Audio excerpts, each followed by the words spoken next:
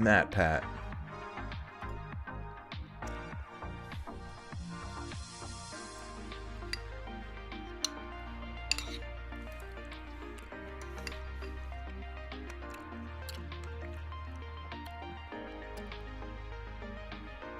It's Tuesday? Is it Tuesday?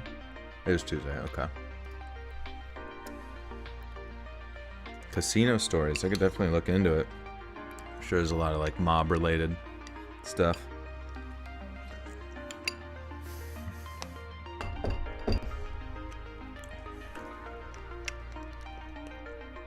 Hurro, hurro. How are you guys? Sorry, I'm just eating food. Why so late? Why so late when time doesn't exist?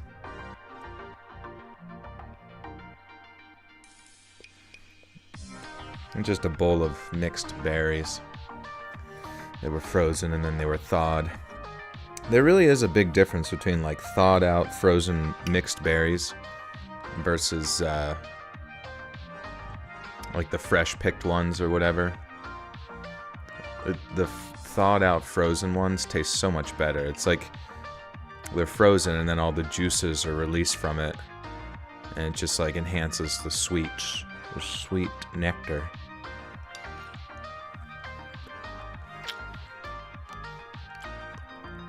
A parole officer is known to have ghost stories. Sometimes. Do I like smoothies? Yeah, smoothies are great. There was a smoothie place around here. I don't know if it's still open, but I remember going there like all the flicking time.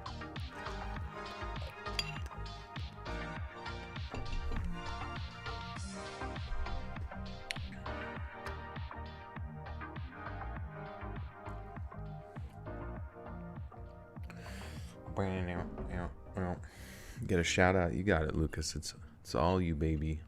Wine or beer? I don't know. I'm not a big fan of beer, but I do sometimes like wine.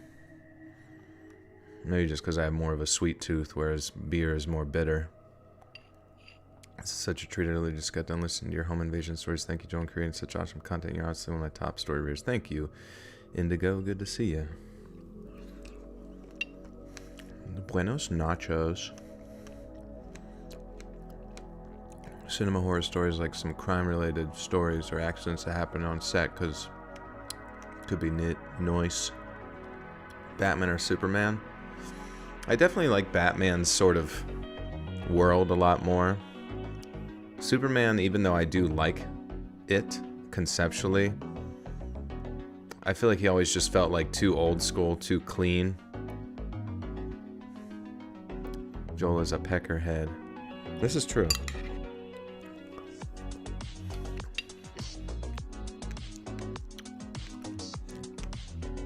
Nighttime Lucky Charms eater. I was in the past. Quite a bit of Lucky Charms consumed late at night.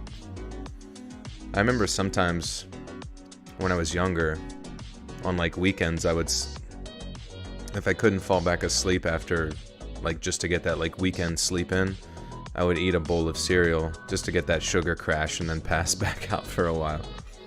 It's pretty funny.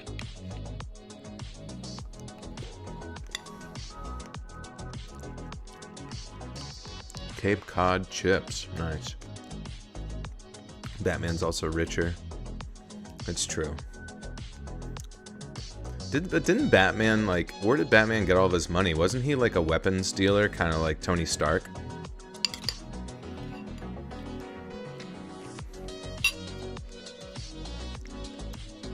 A chunky muffin head.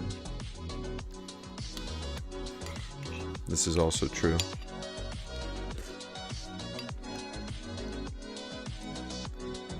His dad was rich. Yeah, but like, why was his dad rich? And presumably he inherited the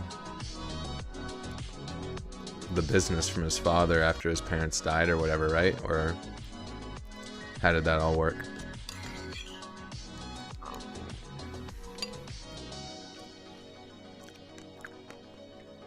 Moon-shaped Lucky Charms taste the best. That would be interesting if like all the different marshmallows and that had different flavor profiles, and we had no idea. Long line of family money. Let's ask ChatGPT. We gotta get to the bottom of this.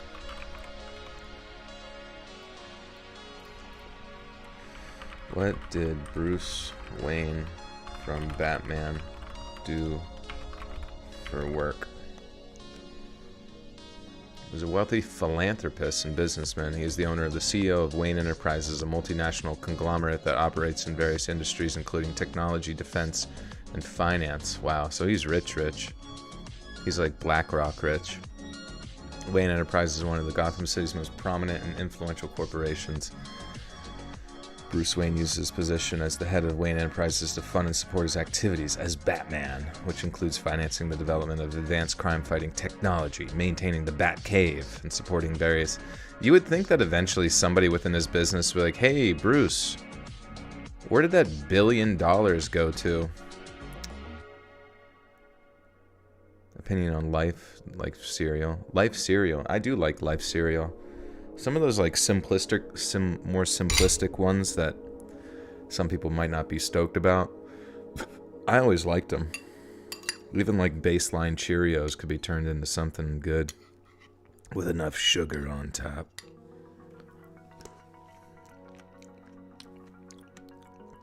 Astronaut riding a salt shaker, yeah. Whenever a Walmart employee says they're going to go check and see if it's in the back, that's what they're doing right there. Flying around on a little dildo.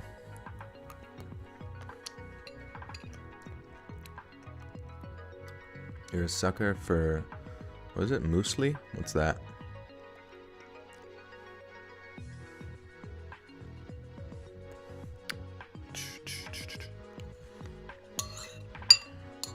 Oh yeah, since you guys are here, and I feel like we got some people here, but I wanted to make an announcement.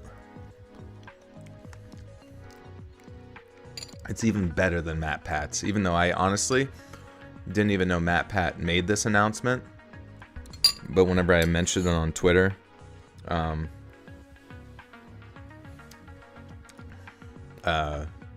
somebody said like Matt Pat, and then I saw his, I went to his, I looked him up or whatever, and I saw that he made a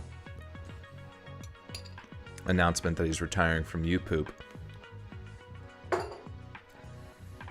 Which, good on him. I'm glad he's got his shit figured out to move on to something else, which is awesome.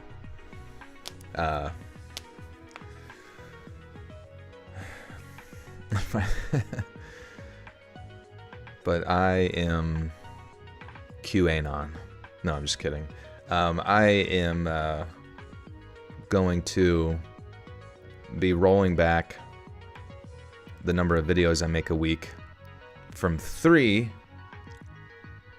to 2.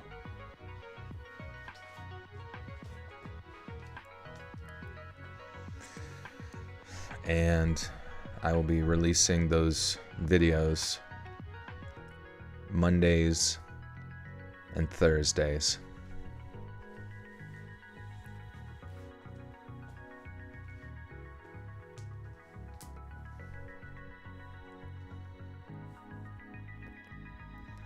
That means less streams. This does mean possibly less streams.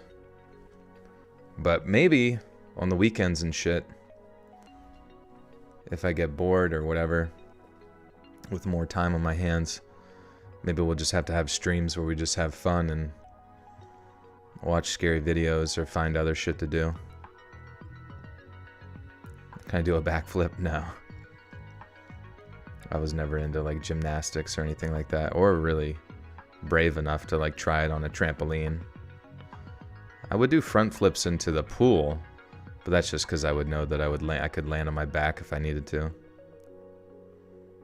Streams will be longer. How about from 3 to 4? I actually did do 4 videos in the past, but it actually makes things kind of worse. Yeah, quality over quantity. I don't know. Just,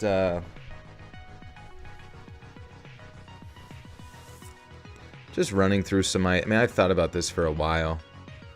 People talk about, I hope he doesn't get burnt out. I hope it doesn't get burnt out. And honestly, I did, you know, feel very sort of burnt out, but there's also a part of me, you know, comparing this life to my old life of, yeah, less vids, more gains, exactly.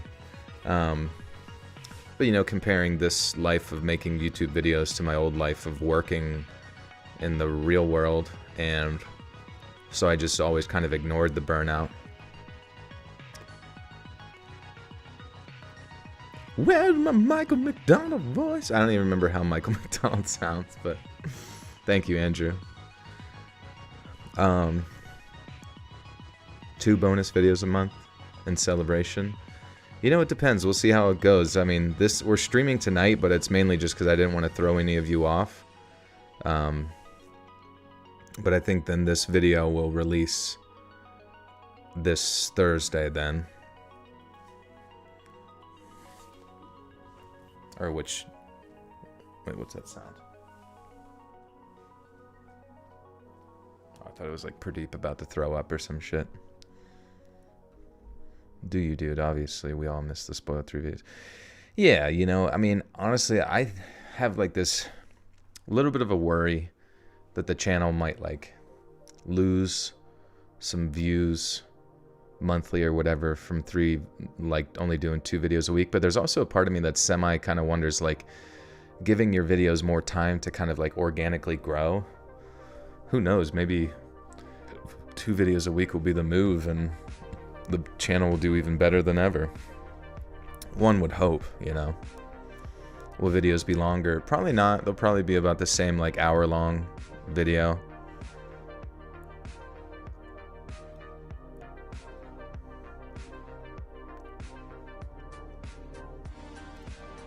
Enjoying the streams more than the regular vids. That's good. I'm glad. Yeah, I mean, these streams are fun for me, too. Just being able to socialize here and all that kind of stuff. Yeah, you know, I think there's a part of me for a long time that has thought to myself that the Friday videos, even though some of them do pretty well, a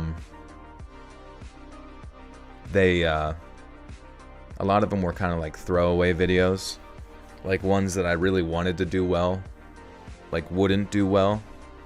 And I kind of just thought to myself for a long time, like, man, if it was just Mondays and Thursdays, I feel like, yeah. So yeah, the new schedule will be Mondays and Thursdays at 7 p.m. EST, and then the new streaming schedule will be Sundays and Wednesdays. So then still the night before, but who knows? Maybe I'll stream on Tuesdays again or something just to get it done with, and I'll still keep you updated. Obviously, you'll get the notification if I do go live, but I'll keep you updated on Twitter at Let's Read when I go live.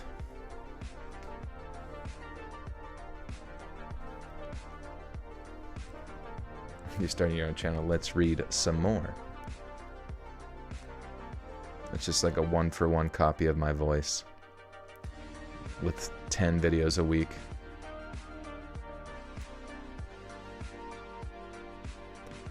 The schedule starting next week. It's gonna start probably this week, I think. I'm just in my head, I'm like, yeah, fuck it, dude. Let's just get this going, you know. It'll give me more time to organize videos too, because it's not an easy task, you know, in the background trying to like constantly find and edit and look for stuff and have people, you know, obviously have people helping me and whatnot, but it's not easy for them all the time trying to keep up with things and constantly like finding content from that's, well, you know, submitted by you guys, because we do have a lot of people to pull from now, thankfully, with 1 million subscribers, but I have to give myself breaks from the channel for weeks at a time because I devour new videos, releases like a starving wild boar. That's good. Yeah, you gotta let it pile up a little bit. Yeah, so the new schedule, Mondays and Thursdays. I even put it on my channel banner. If you guys ever get confused, go to the channel banner. Oops. Fuck, I accidentally clicked on I clicked on my stream for some reason, but it says on the banner, new videos Monday and Thursday.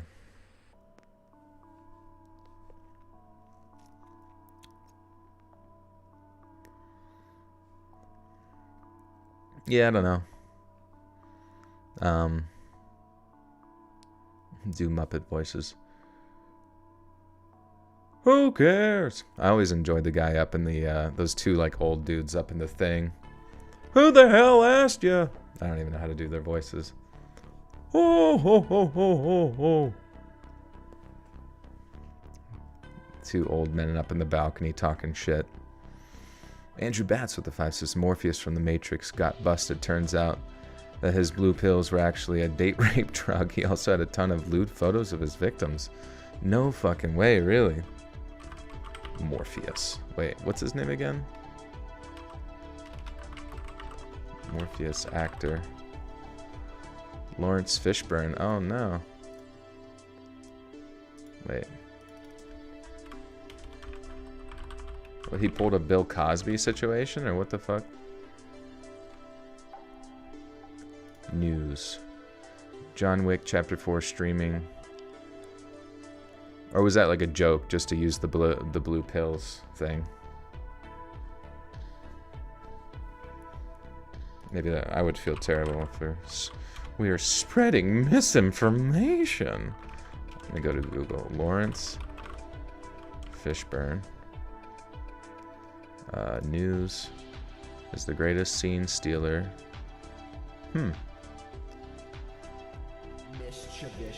Yeah, I don't see anything pertaining to him raping anybody. So that's good news for Morpheus cosplayers around the world. Oh, it was a joke. It was a good joke, but for some reason I thought it was like sort of like a Daniel Tosh style joke where it has the truth part with him giving people date rape drugs, but then the joke part with like the blue pills, which would have been like an absolute banger on Le Reddit. Amanda Funk, thank you for the gifted membership to Ash. You now have access to bonus content. What's up, Iris?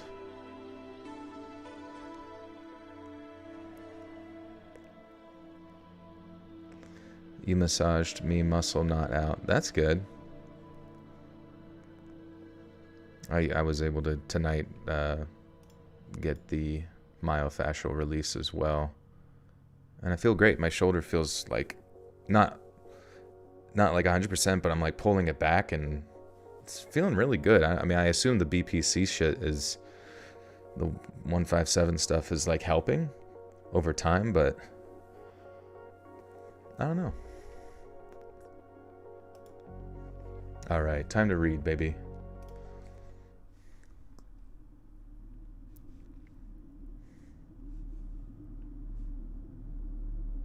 Hold on a second. This song's sick. I want you guys to listen to this song.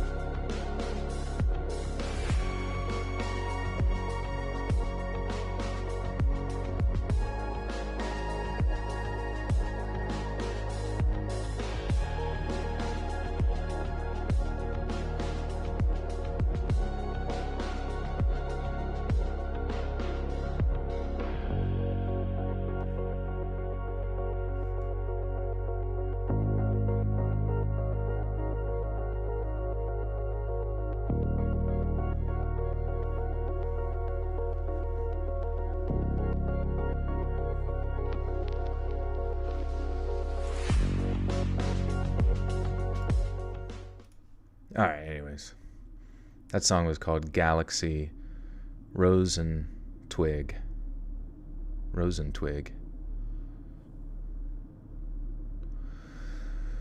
Oh, I had like this dream the other night.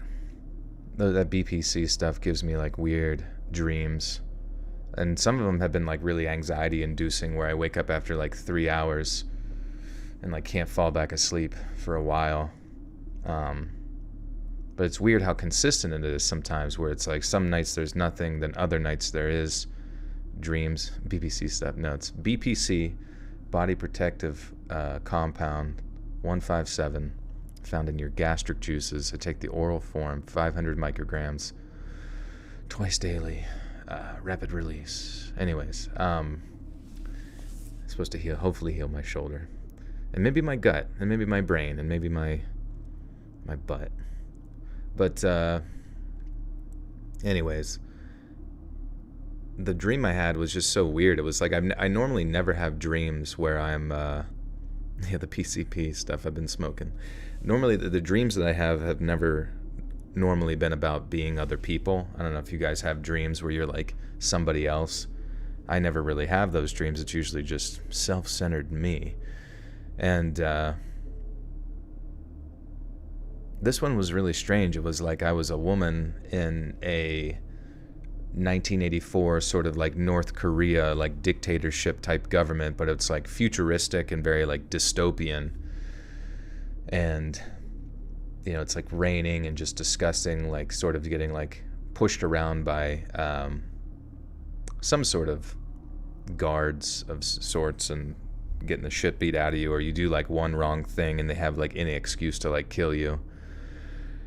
And it was just like such a terrifying, hellish sort of experience within the dream, which is really weird because like I don't normally have nightmares at all, but with taking this stuff, I kind of been getting them sporadically. But this one was so interesting, where it's like that happened, but then within the dream, as that woman, I was able to escape to another country that was like more normal, I was able to escape to like a more United States style country that, isn't like totalitarian or whatever. And just like that sense of relief that I had, that sense of like complete peace and like optimism that I had upon escaping was just like insurmountable. Like how powerful it was. It was just like getting there and realizing like how incredibly fucking sick Pizza Hut is, you know what I mean? And but then I like woke up in the same sort of like 3 hours after falling asleep type situation. But it was like, even though normally I would have been like really anxious that I only slept for 3 hours, it was like that type of optimism from that dream and that freedom from that like government just like made me so incredibly just optimistic in real life for, and like that feeling just like continued for a while. I just like laid there and thought about all the good things that I have.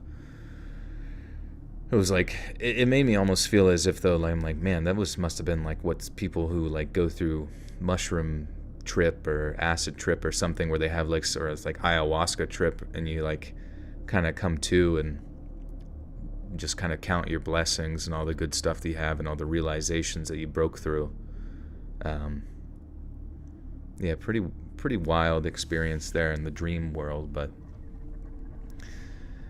and yeah, I don't know, like it's strange when you kind of like get hit with those like sudden realizations in life sometimes, that like you only get like one try, presumably you only get like one try.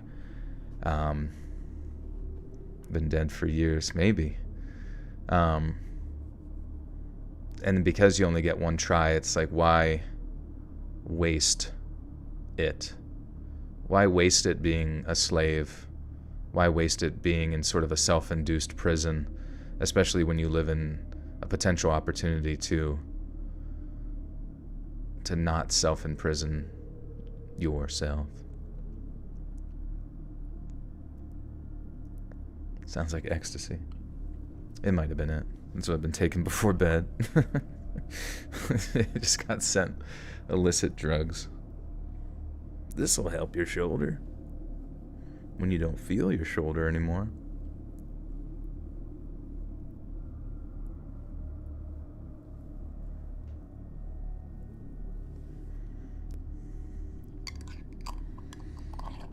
All right.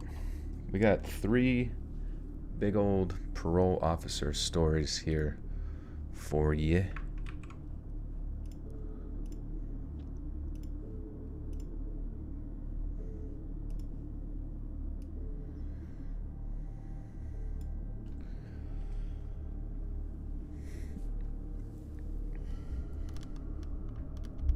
I saw some memes where it was saying that like Michael Jackson was vindicated or something in a weird way because it was like Oprah Winfrey was on Jeffrey Epstein's flight logs or whatever, but then she had done all this like stuff in the past to make Michael Jackson look really bad or like do a whole documentary about him and stuff. But then I don't know, I just saw memes where it was like Michael Jackson looking back like vindicated or whatever. But I was curious, like, was he vindicated? Like, was there some sort of documentation in which like he refused to go there or something? I don't know. I was just kind of confused.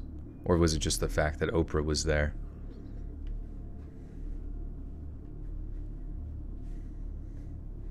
It's whatever you want it to be. That's fair too. It's when you literally, that's when you look at the news and you realize that it's all just like some abstract piece of entertainment. Reality is whatever the fuck you want it to be. That's true.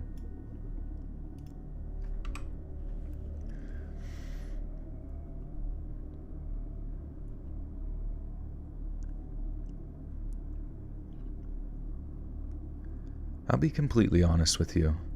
I had next to no idea what I wanted to do with my life when I first applied to university.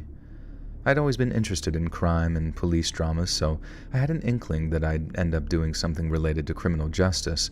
I just wasn't exactly sure what it'd be. My mom had dreams of me being a barrister. What's that? I thought it said barista. My mom wanted me to be a barista. A lawyer. Oh, okay.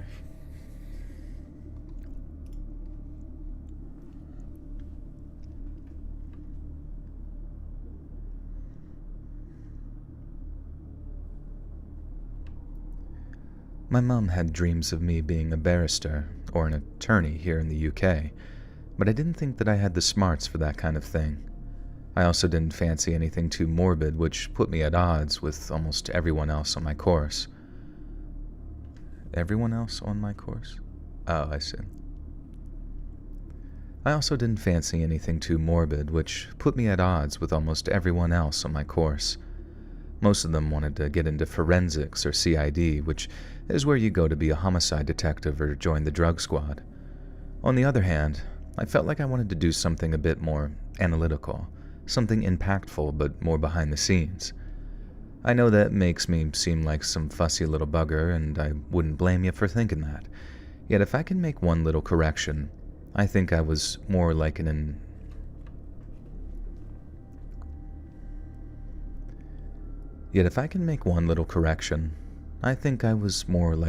indecisive little bugger, but a few years of study helped me see to that.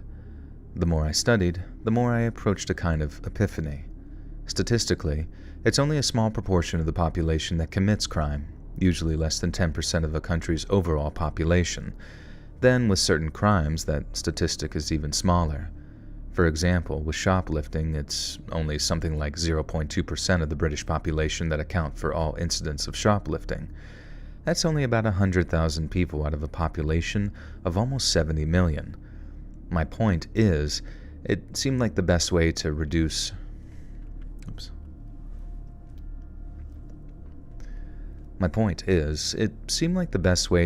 certain types of crime was to focus on preventing reoffending, as opposed to harsher sentences for said reoffending that would inevitably cause a person to sink deeper into criminality. Once I'd made my mind up about that, my ever-elusive career path lit up in front of me, and I took my first step on the road to becoming a probation officer. I volunteered with the Prison Advice and Care Trust when I was in 3rd year, an organization which provides support services to newly released prisoners. I honestly just didn't get the taste of... I honestly just did it. Oh, okay. Man, fuck.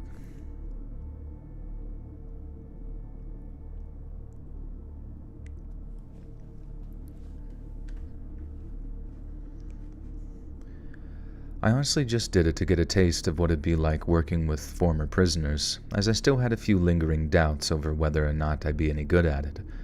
But when it came to applying for the trainee probation officer program following my graduation from uni, the Ministry of Justice practically bit my arm off, owing to that prior experience. I spent 6 months attending a nearby learning development unit where I was taught the tricks of the trade. Then, after a series of rigorous computer-based tests, I was cleared as an officer of Her Majesty's Prison and Probation Service. It was a bit surreal at first, especially when I told all my mates from back home about it. They couldn't picture me dealing with hardened criminals on a daily basis, and honestly, neither could I. I did a load of conflict management and de-escalation training at the LDU, and it was all great training that I learned a lot from, but I also heard a couple of horror stories that served as examples of how not to tackle a tense situation with a client. And that's the word we were taught to use, client. Some think it's much better term. What does OFC mean? I think it means of course, right? Doesn't it mean of course? It's like shorthand for of course. Of course, my horse. I could be wrong. It could mean OnlyFans cock.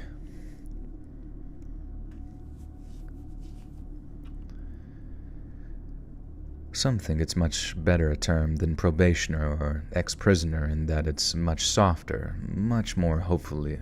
God damn it.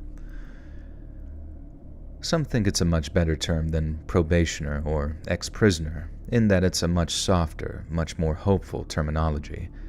But it never really sat with me.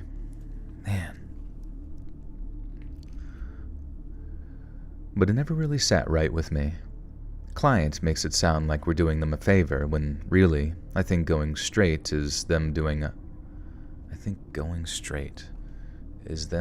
the biggest favor. Okay. Dude, how can I not fucking find it? I cannot find my rhythm at all with this shit. Client makes it sound like we're doing them a favor, when really, I think going straight is them doing us the biggest favor possible. Anyway, my first few cases were massively challenging, but after that, I started to get the hang of things. I dealt with a lot of lads who had been caught in one little street fight on a drunken Saturday night. They weren't hardened criminals, and the last thing they ever wanted was to go back to prison, so getting them into work and sticking to routines we'd laid out was easy. Then, there were people who were in prison for dealing drugs. Blokes who had been in for lengthier stretches sometimes seemed like they genuinely wanted to get out of the game, but the ones who'd been in for 3 or 4 months for selling cannabis, you knew that they were going straight back to dealing no matter what you said or did for them. I had this one lad who said that he'd signed up to do bicycle deliveries for Uber Eats. I personally saw him whizzing all over town on 2 different occasions. I'd literally never seen anyone so keen on getting back into work. But then, when I checked with Uber Eats and gave them the bogus courier...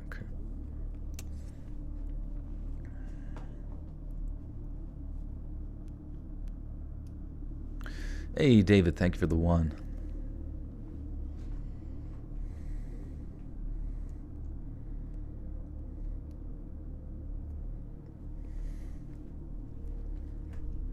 Oven for chicken. That might be OFC too, yeah. Like, you have, like, certain ovens where you can only put chicken inside of it.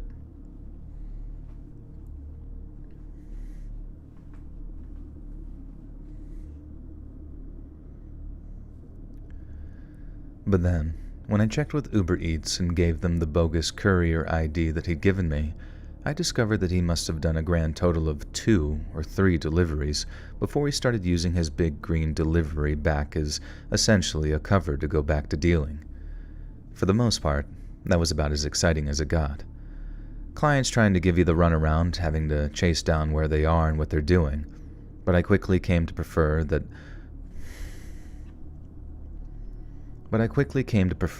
more mundane sort of work, as the alternative was much, much worse.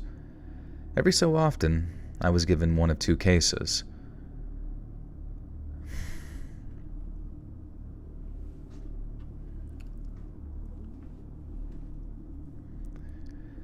Every so often, I was given 1 of 2 cases, a sex offender or a murderer. There were exceptions here and there, but when you're around someone who's taken a life, it's like there's a heaviness in the room.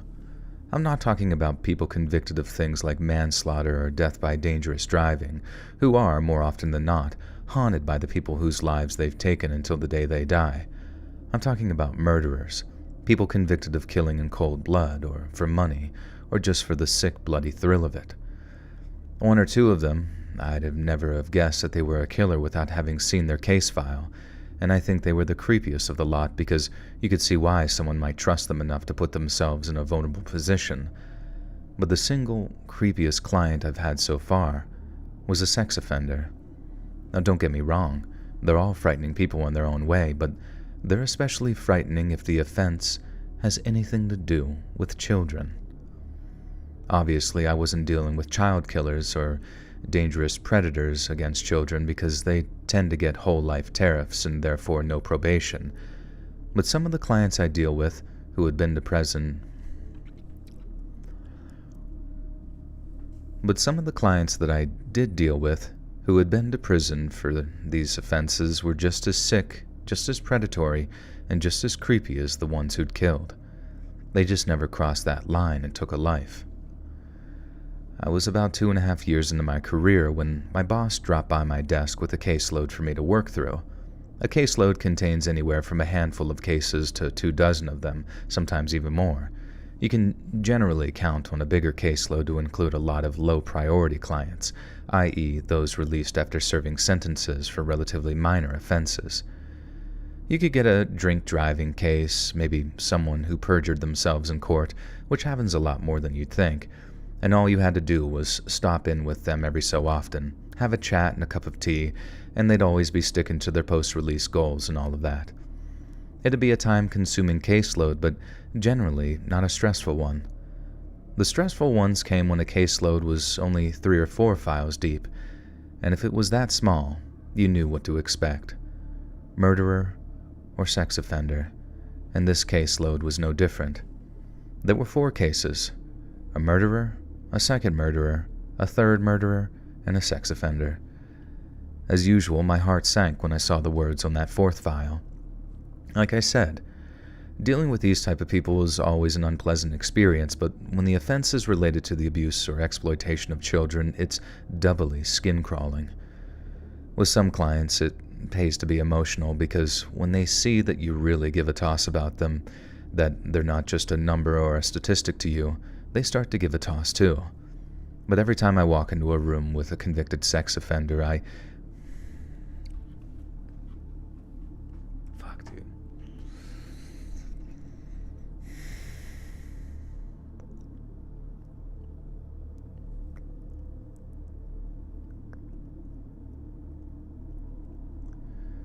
But every time I walked into a room with a convicted sex offender, I had to leave my emotions at the door. It's not exactly an unconscious act either. In the past, I've had to actively pretend that the person in front of me was no different than any other client. I made no reference to what they'd done, focused entirely on their future, and kept whatever they'd been convicted of completely out of my head. Because if even just for one small second you remind yourself that they preyed on a child, you just can't do your job anymore. And it's the process of switching off my emotions that I found myself repeating one morning on my first visit to the offender that I'd been assigned to. Now, I'd get the sack if I'd use this bloke's real name, so I'll just call him Jimmy. Because as repulsive as it is, this bloke had a very weirdly similar vibe to Jimmy Seville. He didn't have the hair or the chains or the tracksuit, nothing like that, but he had this let's be friends kind of vibe to him, along with this air of arrogance, like he'd forgotten where he'd just come from and why. He was in his 50s and looked relatively harmless at first glance, but once you knew what he'd been convicted of, you realized just how dangerous he really was. Back when he was in his 20s, Jimmy had been working for a painting and decorating firm and drove a small 3-wheeler van from job to job. One day, he sees an 11-year-old girl playing in the street with her mates after school. He calls her over and starts offering to teach her to smoke. Wild thing to do in this day and age, but it was the 70s back then, so a very different time. Anyway, the girl says yes to the offer of being taught how to smoke because, again, different time, but is scared that her mum will see. Jimmy then gets her in his van and drives her off somewhere secluded, but then he doesn't try to teach the girl to smoke. Instead, he tried to teach her to do something else. When the girl refused, like a hair on the mic, a per deep hair.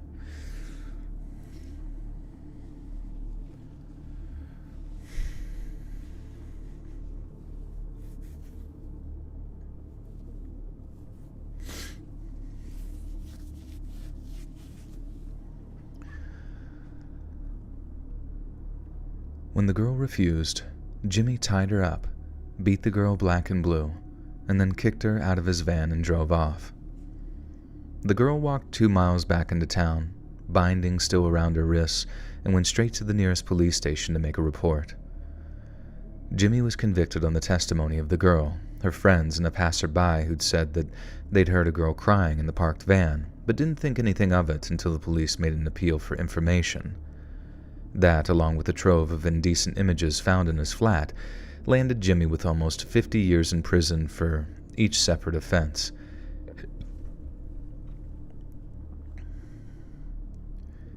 That, along with a trove of indecent images found in his flat, landed Jimmy with almost 50 years in prison for each separate offense, and he got out after 35.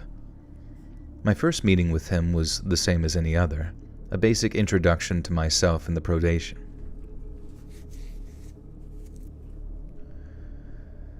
My first meeting with him was the same as any other, a basic introduction to myself and the probation scheme, then a rough outline of what would be expected of him over the months to come.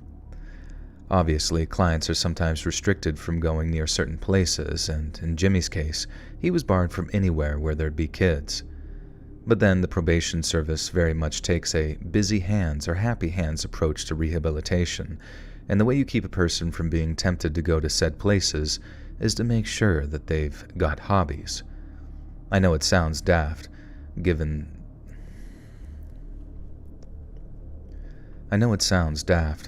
this creep a jigsaw puzzle and he'll stop wanting to touch kids, but they've done studies on it. And if you keep these people occupied, if you can tire them out entirely mentally or physically, the risk of long and short-term reoffending drops by 50%, which in our game is a significant number. So, on the first visit, when it came to briefly covering the whole hobbies thing, Jimmy mentioned that he'd taken up sketching in prison, and that he'd continued it post-release as it kept his head straight, as he put it. I then asked if he had any drawings to show me, and he said that he did.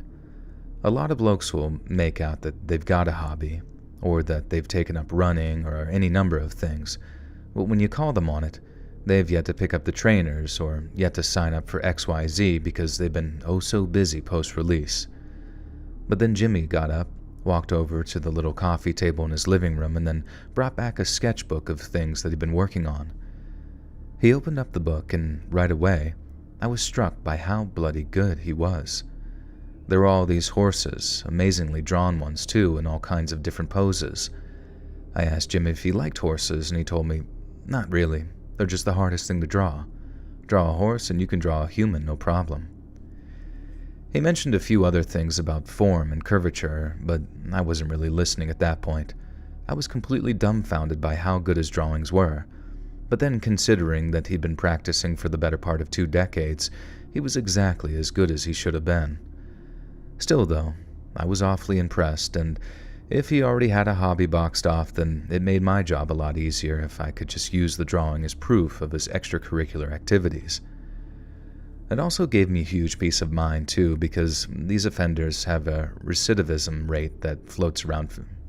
I'll make sure I said that right, recidivism.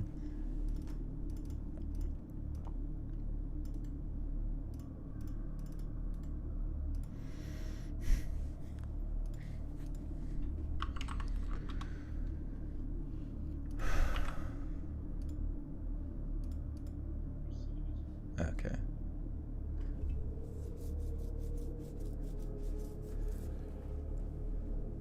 Oh.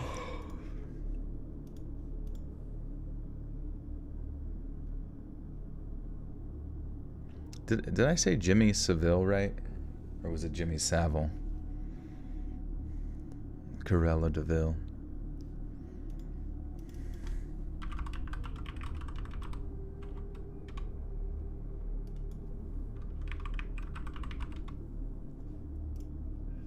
Savile.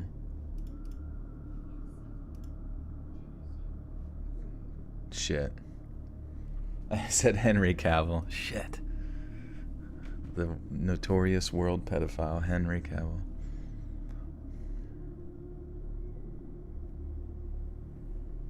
Well, whatever. Jimmy Savile. Doesn't anybody say it like that? Wouldn't at least some person? Do Americans say it like that? Seville?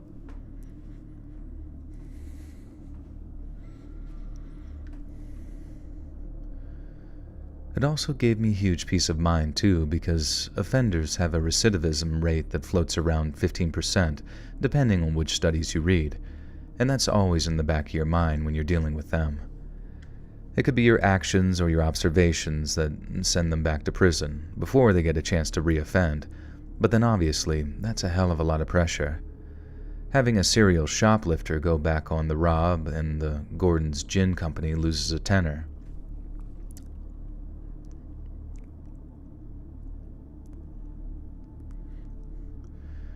Having a serial shoplifter go back on the rob and the Gordon's Gin Company loses a tenner. Have a kid toucher reoffend and the victim deals with it for years, possibly even for the rest of their lives. I kept a close eye on Jimmy, and although I won't say where, I managed to get him back into work. Everything appeared to be going okay, and for a while I was half convinced that he really did want to go back on the straight and narrow. But at the same time, there were other things that made me suspect that he hadn't quite turned over a new leaf. He seemed to be trying a bit too hard to convince me that he was ready to live a normal life, and then whenever something in our discussions didn't go his way, it was like you saw his fake, happy-go-lucky persona drop for a second, and you saw the real Jimmy underneath. It was that duplicity that made me want to keep a closer eye on him, and in situations like that, the devil can quite literally be in the details. For example, the halfway house that we placed Jimmy in was in this big old Georgian.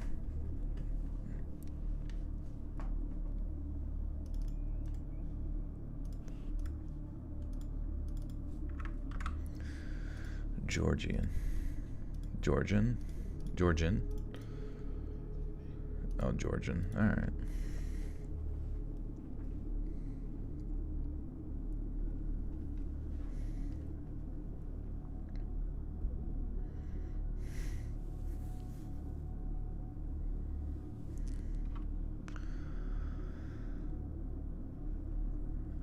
For example, the halfway house we placed Jimmy in was in this big old Georgian-looking building, and each of the rooms had these floor-to-ceiling windows. This meant that on the way in, you'd have to chat with him. This meant that on the way in to have a chat with him, I could actually see into the living room of Jimmy's little flat there before I got to the front door. And then one day, as I'm walking in to see him, I spy him through the window doing another one of his drawings. But then, instead of a book with a gray cover like the one he'd showed me during the first visit, I could quite clearly see that the book that he was drawing in then had a sort of pinky purple cover. I think if it had been any other color, I might have missed it, but the distinctive just so happened. Distinctive what? Distinctive color? Is distinctive a noun? I think if it had been any other color, I might have missed it, but the distinctive hue just so happened to catch my eye. Once I was inside, it was down to emotional... Man, fucking Christ. Once I was inside, it was down to emotionless business as usual. But then, just as I was leaving, I asked him, "Moved on to a new sketchbook, huh?" But instead of showing me his latest work, he gave me this confused look and then told me, "No, I'm still working on the same one." I told him I was quite certain that I'd been drawing.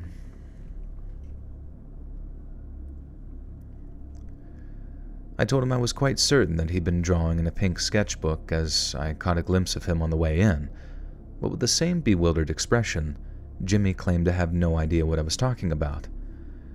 I knew that he'd been drawing in a different colored sketchbook. There was no way that I was mistaken.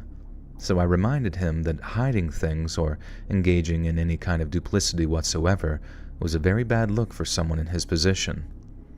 He put on that let's be friends attitude again, and then invited me to search the flat for any sign of this non-existent pink sketchbook. I didn't call his bluff, not right away.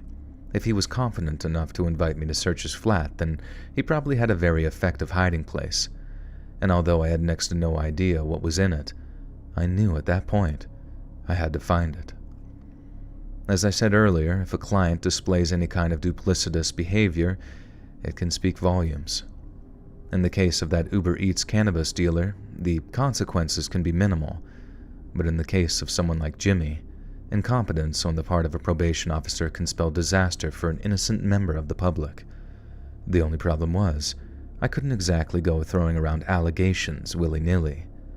Say I went to my bosses and told them, I suspect a client is doing something rather sneaky, so I need officers to turn his flat upside down so I can find a notebook I'm not even certain is there anymore.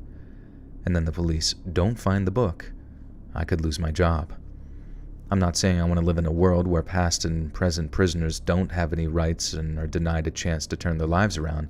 I respect the fact that I needed evidence of my suspicions. But sometimes, bridging the gap between suspicion and accusation can be very frustrating indeed, especially when it comes to someone as downright cunning as Jimmy. It took about 6 or 7 weeks before I was able to catch him drawing in that little pink book again. I was in my car, binoculars in hand, which, by the way, was about the only time I ever felt like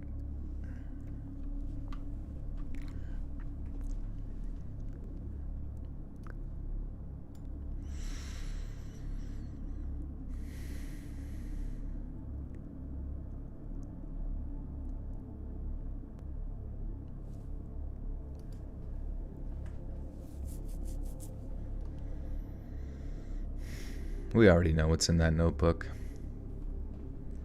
I feel like we can take a guess. He's probably drawing furry shit.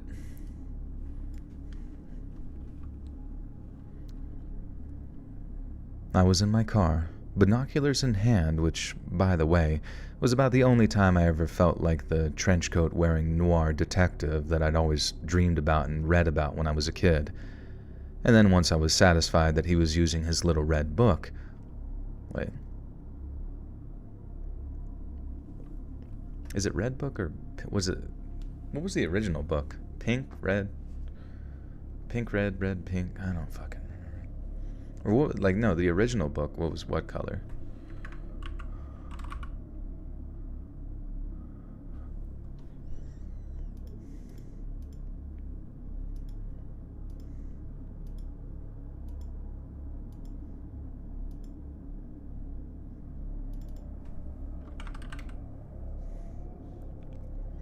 Then one day I walked around, I spied him through the window doing another drawing, but instead of... Oh, okay, the gray covered one was the old one. Magenta, pink.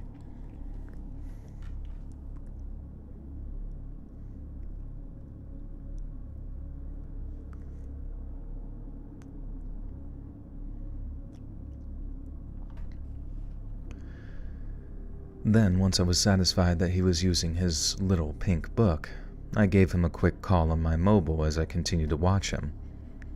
He actually jumped when he heard his phone going, and when he picked up, I saw him do that reverse werewolf transformation of going from startled and moody-faced to greeting me like a long-lost friend. I told him that I'd been a right divvy. Jesus Christ, a right divvy. What the fuck is a right divvy? As opposed to a left divvy.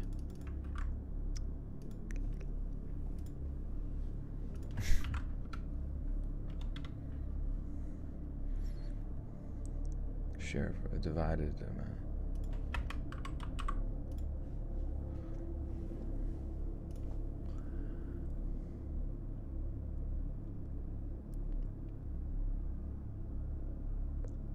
Yeah, sketches of him railing at his probation. Maybe. What's the British slang for? I'm sure it's just some sort of thing. Let's see. I just want to know what it means. I like to know the inner workings of the British. We gotta keep an eye on them.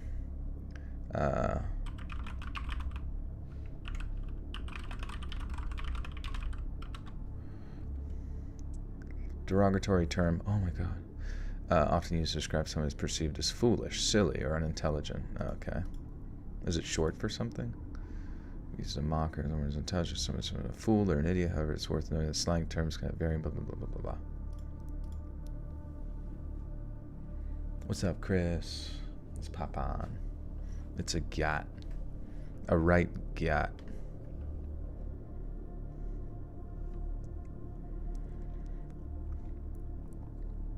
I told him I'd been a right divvy and had messed up my diary and had double booked our meeting for the next day. I told him that I'd been a right divvy and had messed up my diary and had double booked for our meeting the next day. I followed up by asking him in the nicest way possible if I could stop by for a chat, maybe in the next 5 minutes or so, because I was just round the corner. Jimmy said, sure, no problem, and then we ended the call. I then watched as Jimmy closed the pink book, picked it up, and then walked off to a corner of his flat before bending down. Next time I saw him, there was no pink book in his hand. Wherever he was hiding it, it was in that particular corner that he just scurried off to before he appeared empty-handed. It made sense that he couldn't hide the book in his bathroom, as the moisture would probably ruin the pages or something, so it had to be in his living room somewhere, and it had to be down pretty low. The next time Jimmy was in work, I enlisted the help of 2 community support officers in search of his flat, with me instructing the pair of them to pay a particular focus to that one corner of the room.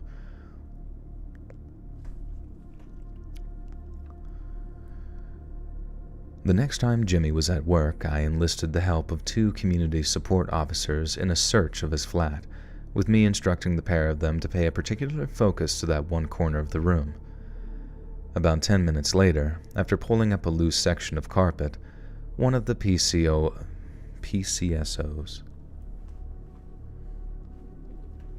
Bollocks. A right divvy bollocks. About 10 minutes later, after pulling up a loose section of carpet, one of the PCSOs called me over to a gap in the floorboards and asked me, "Is this what you're looking for?" It was the little pink book. In a weird way, I was actually quite excited to see what was in it. A lot of criminals try to re-establish connections when they leave prison, so there was a slim chance there might be details of other active predators and... A lot of the criminals try to re-establish connections when they leave prison, so there was a slim chance there might be details of other active...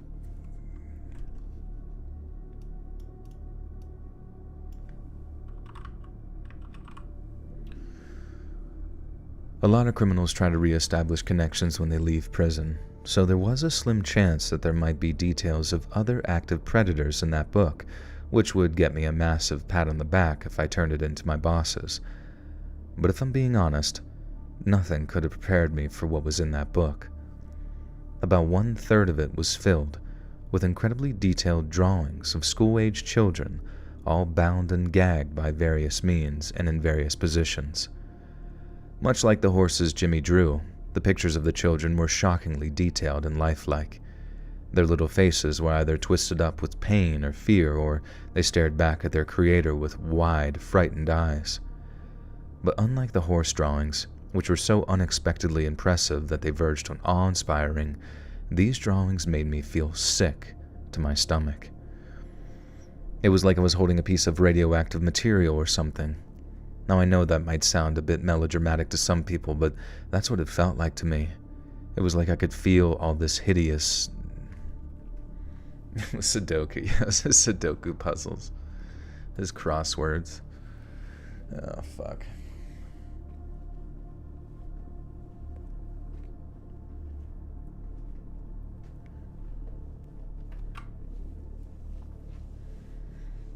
Bras.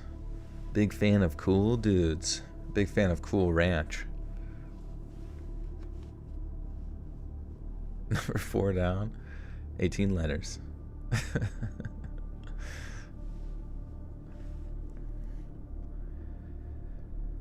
It was like I could feel all this hideousness just radiating off the book. Like I wanted to seal it up and burn it and bury its ashes under 20 feet of earth. Whoever drew those pictures was a very, very sick person, and the idea that I'd been sharing cups of tea with him made me want to take a shower in hot bleach. I only got a good look about 2 or 3 of the drawings before I slammed the book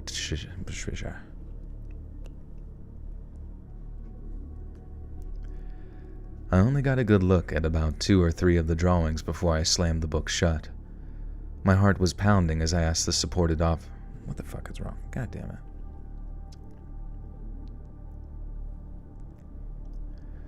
My heart was pounding as I asked the support officers to hang around for a bit.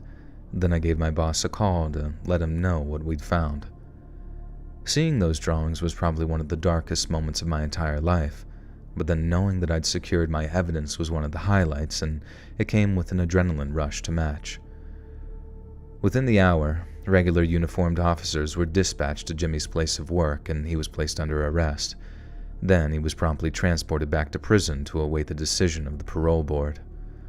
Once it was determined that he breached his license, the board announced that he'd remain in prison for the remaining 15 years of his sentence. And that, thank Christ, was the end of my working relationship with Jimmy. Back at the 45th Division, which was what we... Back at 45 Division, which is what we called HQ, it was pats on the back all around for yours truly. I was the office favorite for about 2 weeks after because it felt like we'd achieved something really significant. Everyone, the parole board included, felt that Jimmy was almost certainly on the path to reoffending, and if he kept us all fooled and then allowed back into society, he could have done untold damage to any number of children, including those of the people we worked with. I think that's why the result was received so well. I'd defused a ticking time bomb that could have blown up in just about anyone's face. In a way, that goes right back to why I joined the probation service in the first place. I'd found what I was good at, and what I was good at made a difference. Straight to jail. I feel like if this is the case, there's about 10,000 artists on Twitter that should be in jail right now, too.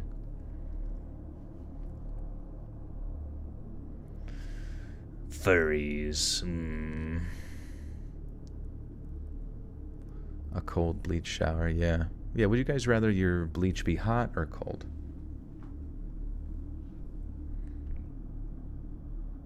Hey, Daphne, thanks. Good to see you. All right. Story 1 of 3. Also, for anybody who's coming to the stream late, I'll make an announcement in tomorrow's video more officially, but I'm going to be cutting back my number of videos I make a week to 2 from 3. So I'll be releasing videos Mondays and Thursdays. And therefore that'll coincide with streams as well, where streams will be still Sundays, but also Wednesdays instead, I guess. Or if I do decide to stream on a Tuesday or something, a Tuesday, I'll let you know on Twitter. Yeah, you know, it's not necessarily taking time off per se overall, because some I've talked to about this said, like, why don't you take like a period of time off? But it's like, I don't want to, like, I don't know, I almost feel as if though I'm overproducing content on YouTube. Do you ever feel that way when you look at how often people put content out on YouTube? It's sometimes they're doing it once a week, some people once a month, and they still do well.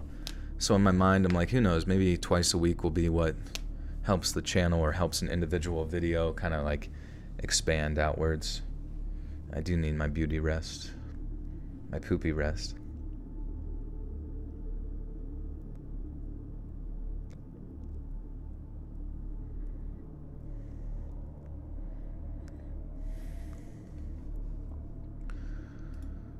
Alright. I'll probably put that Jimmy story at the end just because it's got, like, I don't know. Any stories with, like, kids stuff is not so good.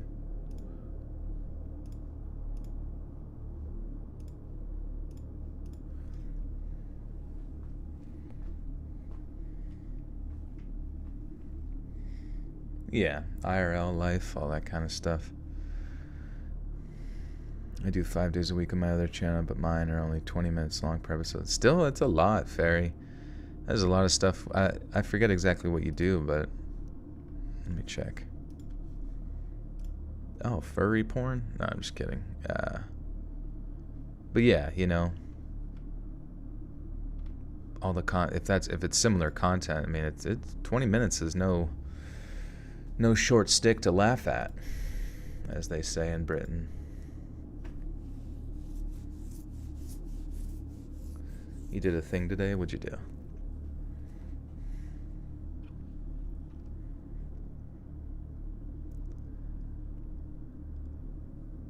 I was a parole officer in the state of Utah for 9 years, 4 months, and 18 days. It was nothing on working as... It was nothing on working... Oh. It was nothing like working as a correctional officer, but after a bad car accident in the spring of '97, it was one of the few options open to be that...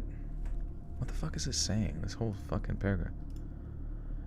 One of the few options open to... Okay.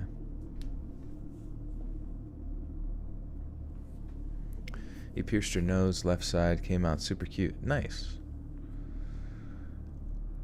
You should do, like, one of those neck rings where people wear, like, a bunch of rings around their neck so it's, like, long like a giraffe.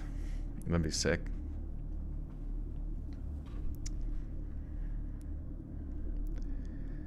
It was nothing like working as a correctional officer, but after a bad car accident in the spring of '97, it was one of the few options open to me that didn't include medical retirement.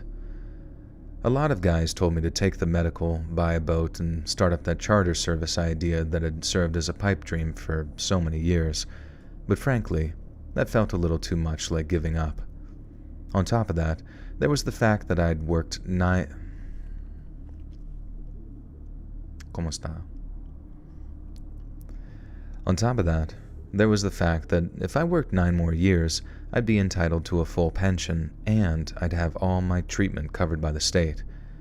It was the last thing which proved to be the deciding factor, so instead of walking off into the sunset with a big check and a burned leg... And a burned leg? Oh. From the car accident. A burned leg? It was the last thing which proved to be the deciding factor, so instead of walking off into the sunset with a big check and a burned? I don't fucking... Burned leg. Oh, bum leg. Oh, I'm an idiot. Yeah, I can't even see it. That is an M. It's a band name. Burn leg.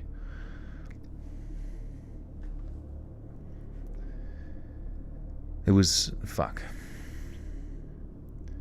It was that last thing which proved to be My God. There's no way my brain's already done.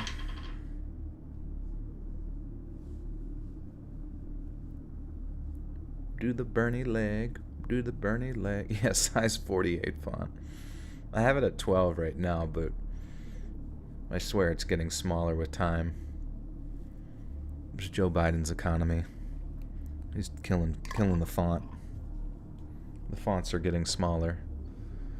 The serving sizes at Red Lobster are getting... The biscuits are shrinking. Do I wear glasses? No, thankfully. I ate so many baby carrots when I was little that I developed laser vision. And x-ray vision. Jarvis, increase font to 14. It was that last thing which proved to be the...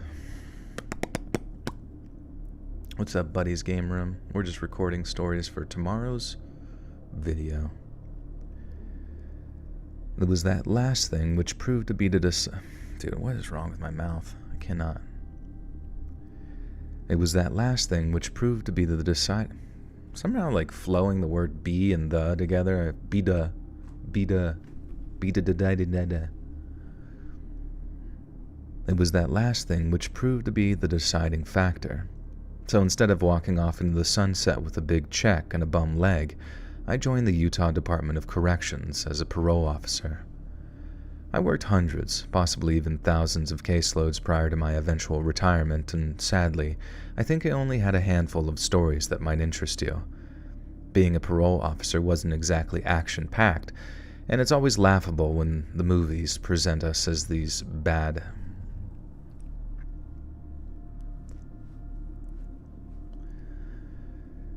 Being a parole officer wasn't exactly action-packed, and it's always laughable when the movies present us as these badass bounty hunters when, really, we're mostly just slow horses with a motley collection of dysfunctional appendages, with a few exceptions, obviously. I think I only had 3 or 4 major incidents in my whole PO career, but the incidents I did experience were just as intense, if not more so, than anything I experienced as a corrections officer, including the time that I almost lost my life to a man in another life. Including the time I almost lost my life to a man who, in another life, could have been a cousin or a nephew of mine, maybe. Oh, I see.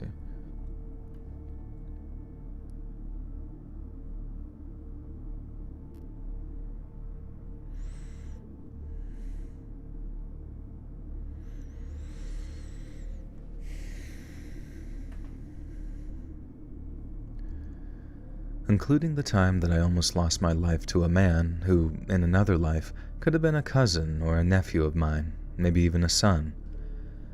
I first met Sean at the trailer park that he was calling his temporary home following his release from federal prison. The trailer park was part of the halfway home scheme that we were sort of running due to budget constraints, and all that extra freedom meant only the most promising of parolees got to stay there. And then, out of all these promising parolees that ended up calling the park home for a while, I'd swear that Sean was the most promising of them all. He was a former Marine flight mechanic.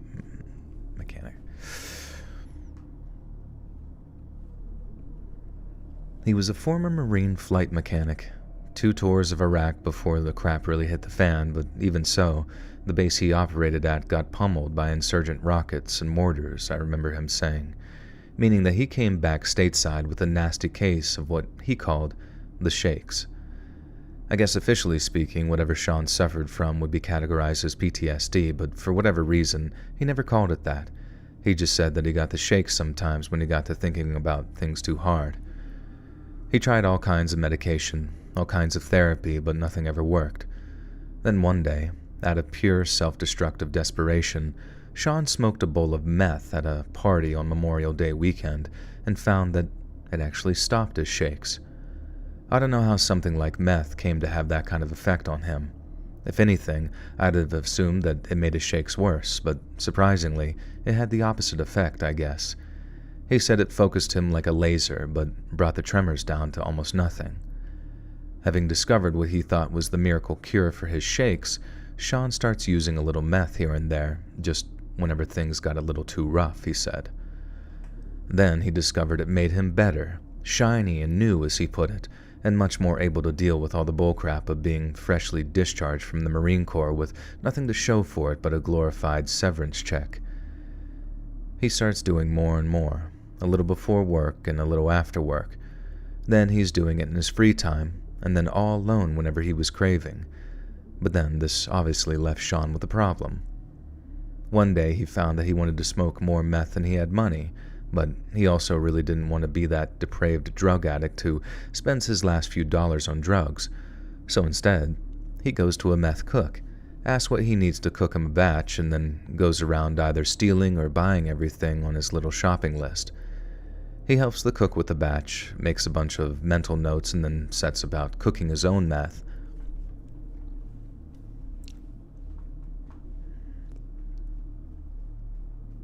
Straight to meth. Hey, it's Memorial Day weekend. You guys want to have a hot dog? Smoke a little meth?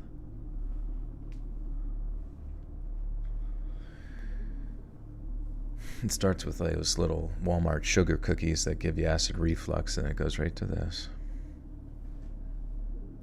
Hey, yo, Mr. White, I'm at the store. What you need? What do we need to cook that white powder stuff you were saying? You know, the kind that makes me feel good?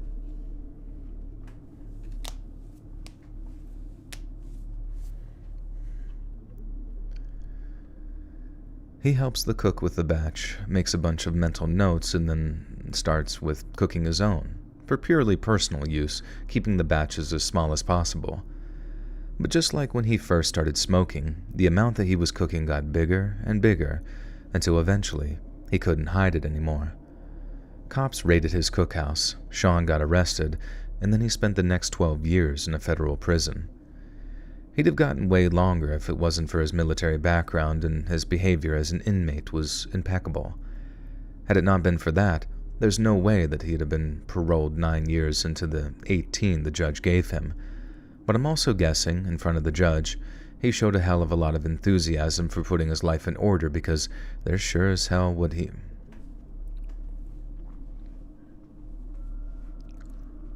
Hey, Scotty, beam me up.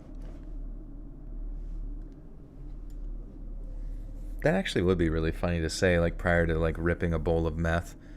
Scotty, beam me up. Shit. I want to blow something up right now.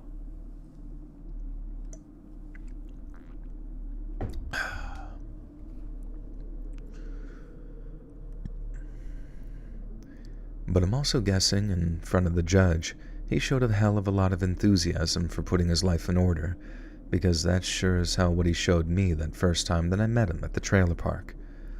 I thought that he was going to be the easiest case that I've ever dealt with.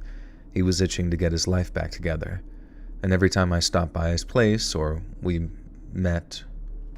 What does it say?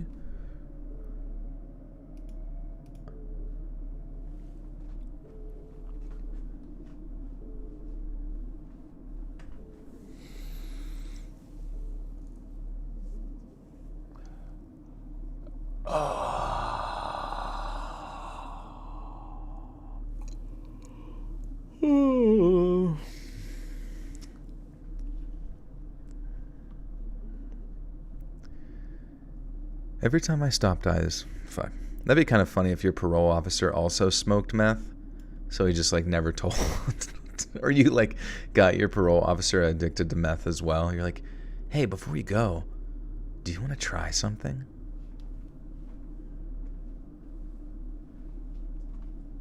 Have you had those Walmart sugar cookies? I feel like they're there as soon as you like walk in. They've always have like the same display they've had for the past 200 years.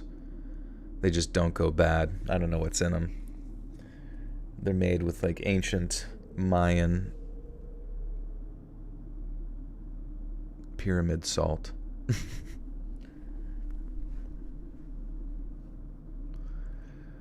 What if he was the cook and the officer was the dealer? Dude, that would be brilliant. See, that's what they need to do for Breaking Bad 2. Electric Boogaloo. They are really dry, but sometimes you get ones that are kind of moist. No, that's not true. You need some milk.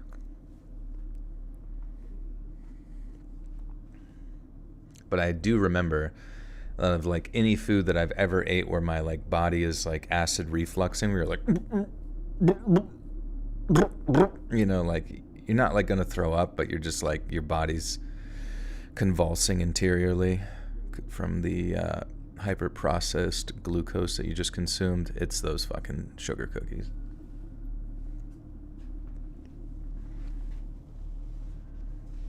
Still pushing the ones from Valentine's 2014, yeah. Also, it's so fucking stupid. I feel like we're already seeing like memes of, it was like January 1st. We just got over Christmas and people are like, don't forget about Valentine's Day. Oh man, I don't have a date for Valentine's Day. And you're like, these memes don't even feel fucking organic. It's just Big Cupid pushing heart-shaped chocolates. You don't think you've ever eaten anything from Walmart with the face? You've never been to Walmart? It's not like it's fucking Soviet Russia. It's a grocery store and slash department store. It's pretty much just like Target, but half the price.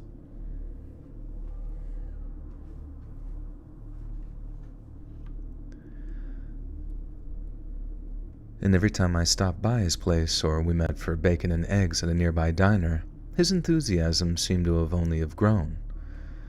A few months go by. Sean's well on his way to getting all the early release recommendations he needs, including my own, and I stop by his place for a pre-arranged meeting, only to find that he's not there. I figured something must have been wrong for him to just pull a no-show like that, and unlike some other cases I've worked, I didn't assume that he was trying to duck me or play games after building up a little trust. I tried giving him a call on his cell, and the first time the call went through, but when it suddenly and abruptly went to voicemail, I started to get this sinking feeling. Best case scenario, he was running late, driving back to the trailer park and didn't want to risk getting pulled over by talking on his cell.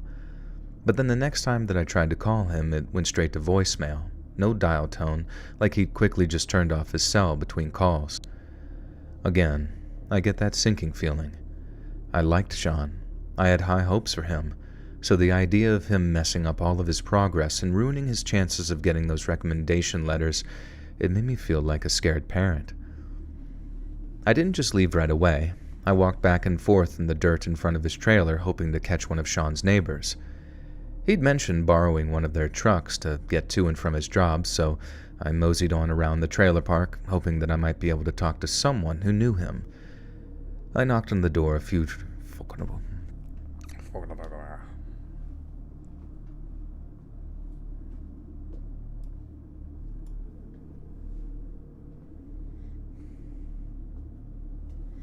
You don't trust the food there? Not even like the bananas? What's up, Kayla?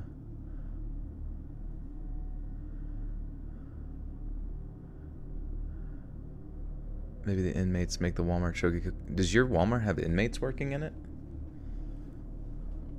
I guess you wouldn't know if they like enter through the back or something like that.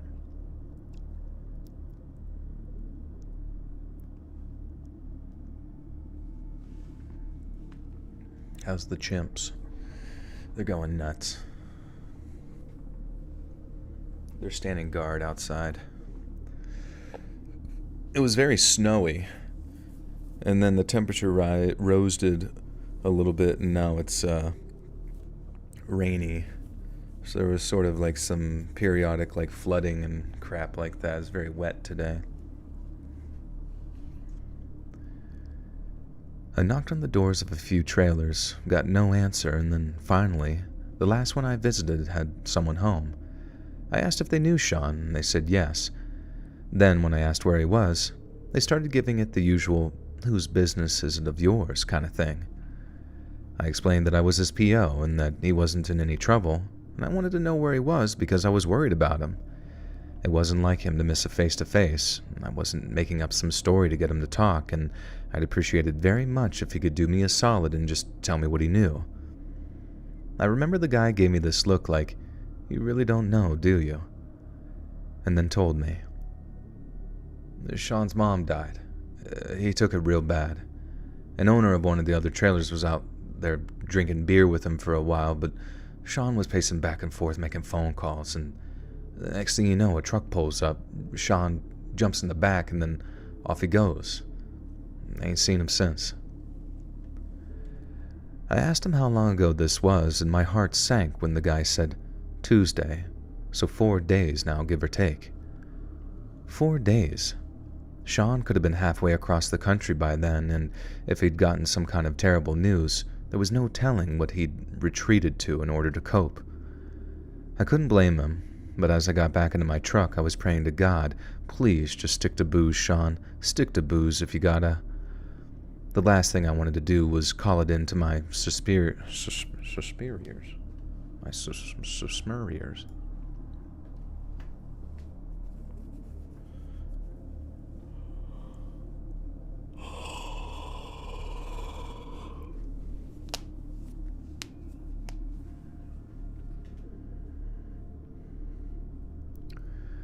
The last thing I wanted to do was call it in to my superiors then and there.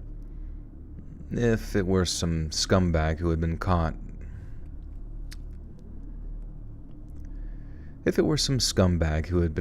with some kitty pictures on his computer, I'd have come down on him like a stampeding steer, but as I've said already, Sean was far from some pervert scumbag. If I came down hard on him over one missed appointment, especially when it was due to a death in the family, I'm not sure that I've been able to look myself in the mirror for a while. And the trouble was, leaving him to his own devices for too long, not to mention in a state of grief, he might not pass a urine test. Then if that happened, he was definitely going back to jail to serve out the remainder of the sentence there instead of doing it on parole. Obviously, Sean wasn't my only parolee during that period, so it's not like I could devote all my time to searching for him. But over the next few days, I kept calling his cell phone, kept stopping by his trailer, and most importantly, gave my cell number to the neighbor that I spoke to and asked him to keep his eyes peeled for me. A few days later, I get a call on my cell, and it's the neighbor, saying that he's just seen Sean and a few others entering his trailer.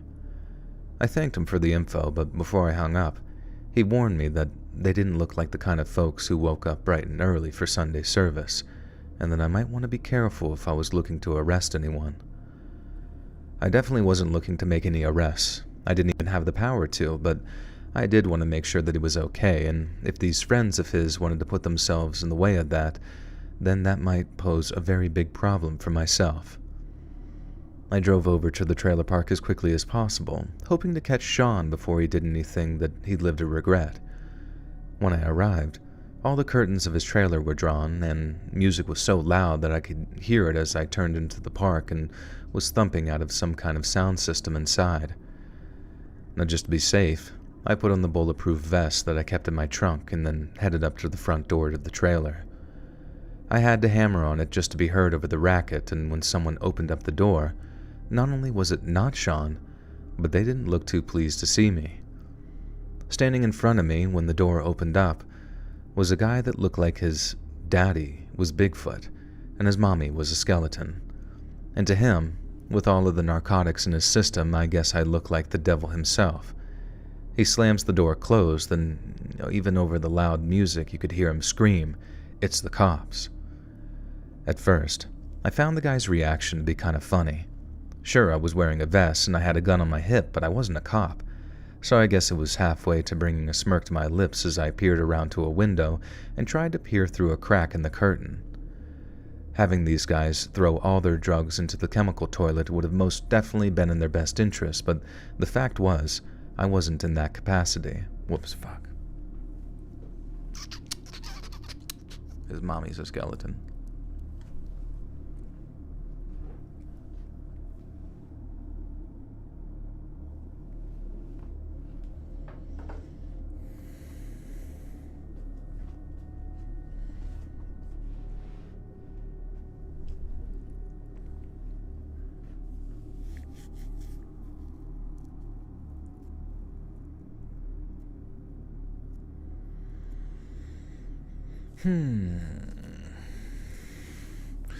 Yeah, the night's going good. Once again, just want to let everybody know the new upload schedule will be Mondays and Thursdays now.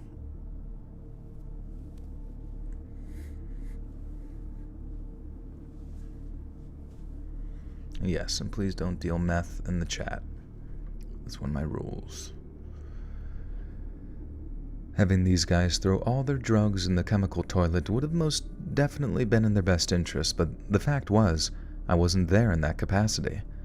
I was only there to talk to Sean, and everything else was secondary, and if they knew how understanding I was prepared... Damn.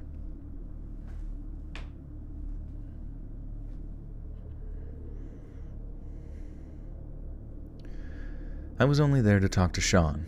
Everything else was secondary, and if they knew how understanding I was prepared to be, then I'm not sure that they'd have reacted so frantically at all. I started to call out that I'm not a cop, relax, I'm just here to speak to Sean for a minute. But it didn't seem to do any good. I could hear the people inside scrambling around, cursing, saying things about the cops being outside. I repeated myself again, and that's when the first bullet smashed through the trailer siding. It all happened so quickly that at first I wasn't quite sure what had happened, or maybe I did and I just didn't want to think that it was happening. I backed up upon hearing the sound, but the shot came through way below eye level, so I didn't see the bullet hole or realize what was happening until the next few shots came through. I remember throwing myself back off into the little wooden deck that led to the door, then feeling almost certain that I'd broken something when I landed on my back and shoulders. I think I must have knocked the wind out of myself too, because there was a second there where I was scared that I'd been shot. But after seeing no entry wounds on the vest and seeing no blood on my shirt underneath, I pulled my sidearm and did the only thing I could: emptied the entire clip into the front of the trailer. There wasn't any time to consider the implications. I just had to scare them into keeping their heads down long enough for me to get back to my truck. I got there, but just in time to have someone shatter the windscreen with a well-aimed shot. Someone in the trailer had a solid view of the driver's seat, meaning there would be no getting in it or getting out of there without taking a bullet. I had to crawl underneath and then out the other side, taking cover behind one of my truck tires.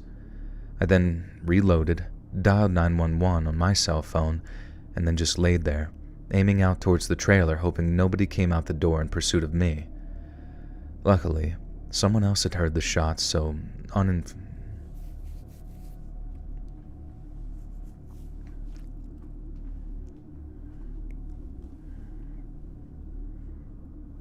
How many stories are we?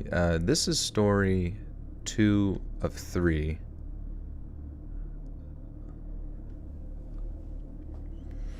They're pretty long. They're like longer stories, though.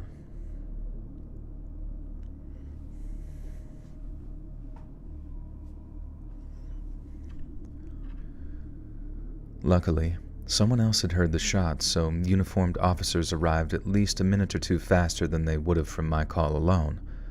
But by the time they did get there, they noticed what I had around the same time I made my own 911 call. But by the time they did get there, they noticed what I had around the same time I made my own 911 call, that Sean's trailer was on fire. The officers and myself that arrived figured everyone inside would have ran before the flames got too bad. But from the perspective of those inside, they had no idea what they were facing. In their minds, if they ran outside, they'd have been shot to pieces, but stay inside and try to put the flames out, and they stood a fighting chance. So as myself and the officers start moving on the trailer, someone inside pulls one of the curtains back, but the silhouette they made, including the gun in their hand... Wait, what? But the silhouette they made, including the gun in their hand, it made them look like... Oh.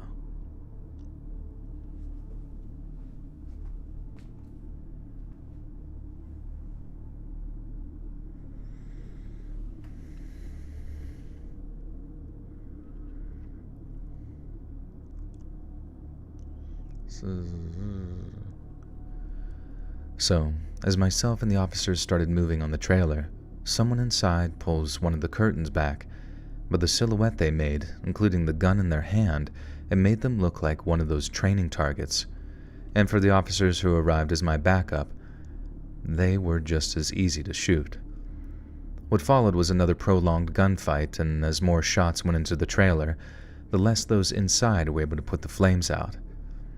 The fire grew, and the shooting died down. In the end, the fire department arrived far too late to save those inside from burning to death. I honestly don't know if any of them were still alive by the time they got there, but by the time the flames were out, everyone inside were either burned to a crisp or died of smoke inhalation, or a grisly combination of the two. It took the county coroner a hell of a long time to figure out who was who, as well as the exact cause of death each person. Damn. Down goes Trevor from GTA. Stuff like this scare me?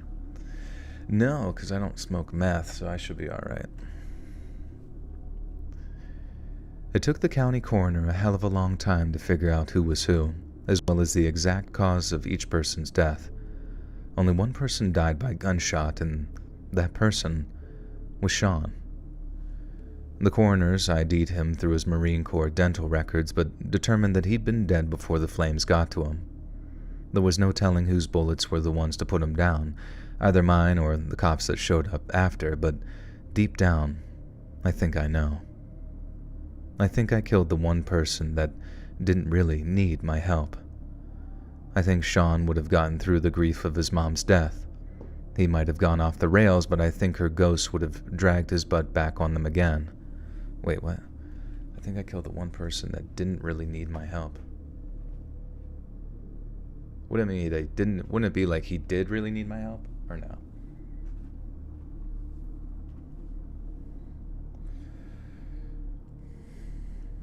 I don't do math? Well, not every day. None of these ever creep me out. I don't know. I don't really. My definition of creeped out is changed over the years, I guess.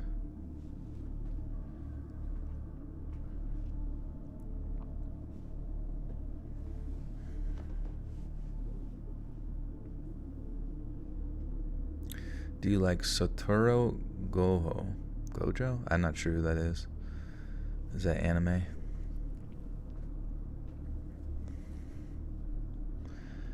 I think I killed the one person that didn't really need my help. Is this what it... I think Sean would have gotten through the grief of his mom's death. He might have gone off the rails, but I think her ghost would have dragged his butt back on them again. I think I should have called in the first no-show meeting as... He's from Jujutsu Kaisen? Oh. Yeah, I'm not familiar. I'm kind of familiar with those names of like anime stuff, but I don't really watch it. Yeah, we do math on holidays and special occasions. Every church service on Easter and Christmas.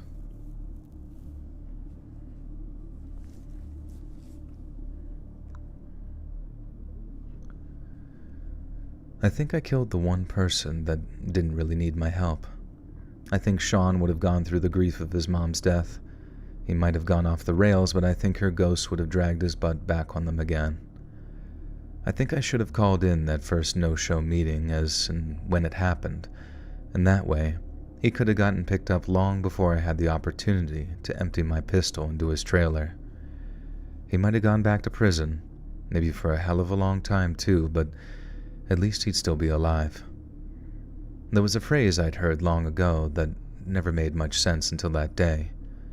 The road to hell, they say, is paved with good intentions.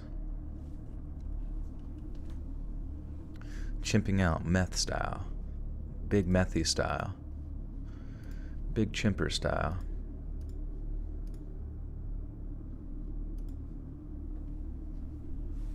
I'm recording a video. Yeah, we're just making videos for our Monday, Thursday upload. Man, that's gonna take me a while to get used to. I could totally see myself editing this video and then like accidentally scheduling it for Wednesday.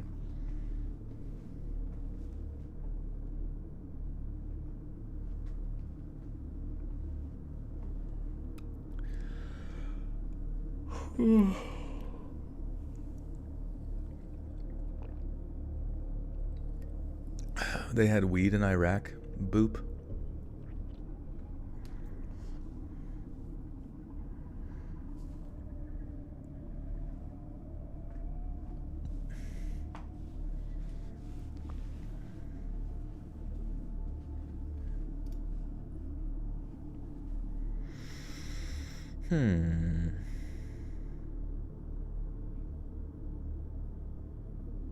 Have you made the changes to your outro? Oh yeah, I'll have to do that. Shouldn't be too hard.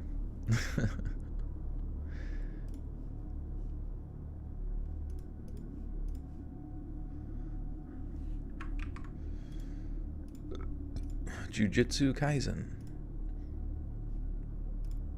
Yeah, it's like size 12 font. It's kind of small, but then size 14 is like way too big. Because it's also like... And then I'm scared of the number 13, so I'm kind of screwed.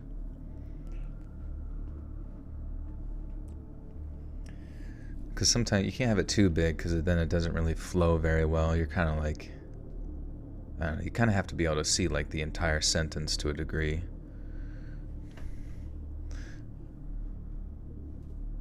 I guess it is the last story. Maybe I should be right back, huh? I will be right back.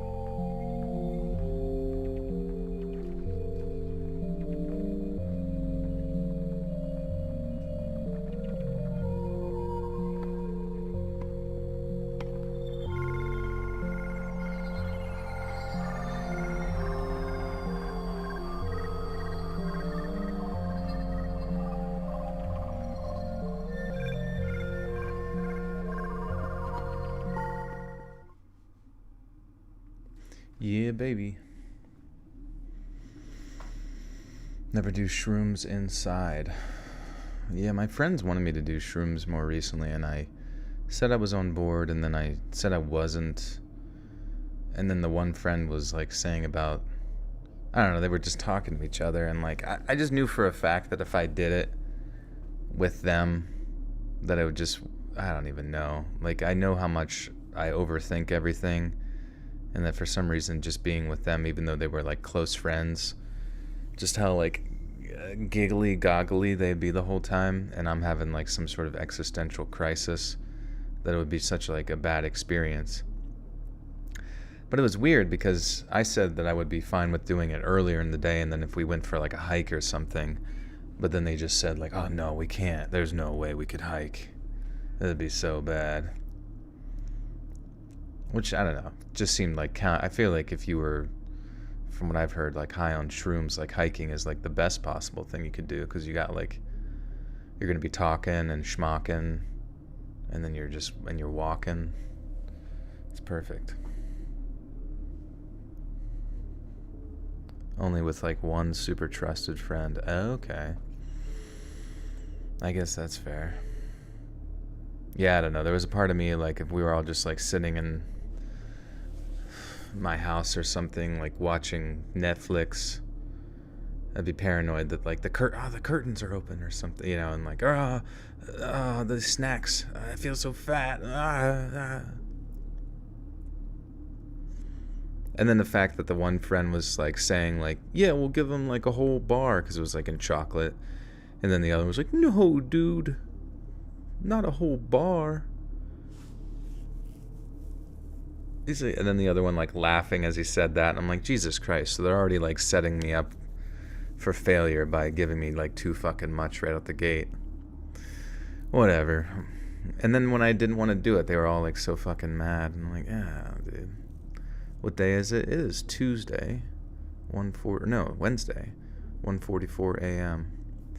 EST. I know. I thought about like, I kind of know those woods back there way better than most, and I figured it'd be kind of sick. I was thinking like, what if I was the real stoned up, or we all were, but I was like guiding them through this mystical forest. You like the little pause menu music? That's good stuff. Yeah, any weird vibes can throw off the whole thing. Yeah, and that's kind of just, I don't know. Someone else told me, they're like, what would be really good is if you like took shrooms and then, had like some therapist or somebody you can talk through things with, just like talk you through a bunch of shit. I was like, that sounds kind of sick. I like talking.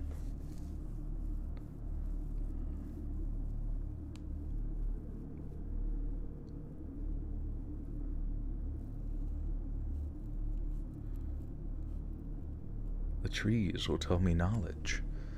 It would be kind of sick. You like touch them and you kind of like you hear one go like, you're like, what did he say? He's speaking Ent. Speaking Entish.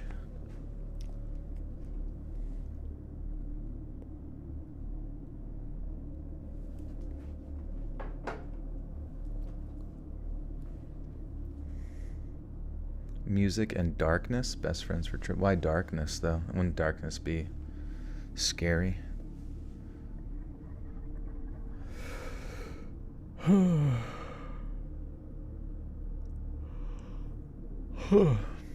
was also kind of nervous too. Like, I heard that I don't know, I could be wrong, but then the subsequent days after you do it, it's like a serotonin dump, so you get kind of like depressed for a few days afterwards, and I just really didn't want to deal with that.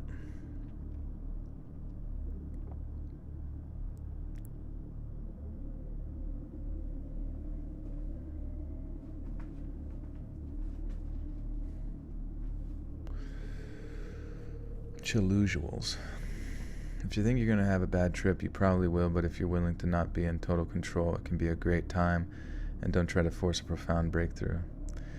Yeah, That's the thing, is like, because I was already being like negative about it, I'm like, I already know I'm going to be negative about it. So therefore it will be negative.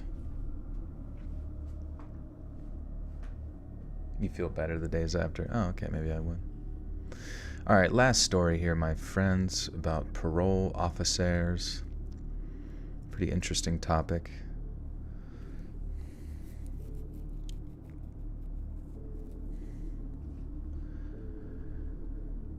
The most interesting man I ever met in my life used to work as a tunneling contractor.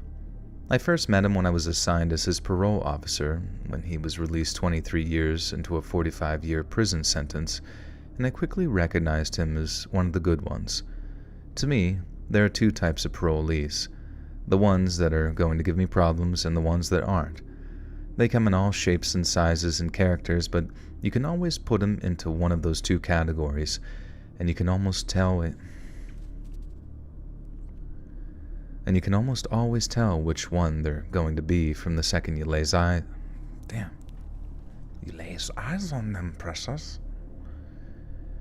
And you can always tell which one they're going to be from the second that you lay eyes on them. I figured Mike would be the troublesome kind, not so much because what he'd done, so much as who he'd done it to. Back in the late 80s, Mike worked as a tunneling engineer for a major construction company in the Southwest. He worked on tourist attractions, mining and waste management sites, even an R&D facility for some pharmaceutical company, and he made great money from it too. But then, one day, Mike's boss tells him that all the work is drying up and that his services would no longer be required. And this leaves Mike in one hell of a pickle, because not only does he have a mortgage, credit card, and car payments to keep up with, but almost a 7-month-long crash into the regional construction business meant that he couldn't get so much as a callback from any other company, let alone a sit-down with a CFO or a workable contract. Mike's starting to think that he might really be screwed. But then, right as the prospects of defaulting and foreclosure are starting to loom large, he gets a call from a guy asking if he's free to do some work. Mike said it was like a bolt from the blue, that he was about ready to dig a tunnel to China if he got paid enough to keep the repo men away. But then, the more he talked to the representative of his potential... Jesus Christ. I don't know why this whole story feels like a tongue twister already. A twister of the tongue. Nightmare, nightmare, nightmare! It'd be so funny to just scream that to my friends. But then I have a nightmare.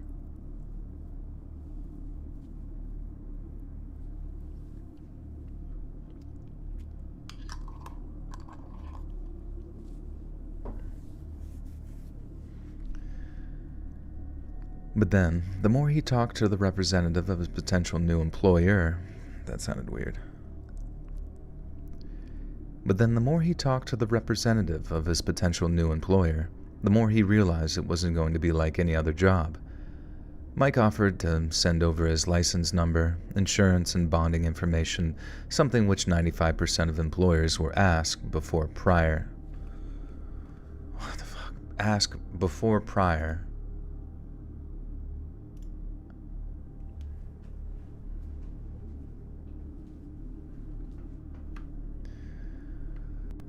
Mike offered to send over his license number, insurance, and bonding information, something which 95% of employers will ask before even discussing a project with a potential contractor. But the guy calling didn't seem interested. Then, in a way that would have been creepy if it wasn't offering work in such a friendly manner, the guy calling told Mike that they were familiar with his work and had done their due diligence and were ready to offer him the job once he'd signed a confidentiality agreement. In all the years Mike had been digging and blasting tunnels, no one had ever asked him to sign anything resembling a confidentiality or non-disclosure agreement, and so right away he figured this particular job was going to be different.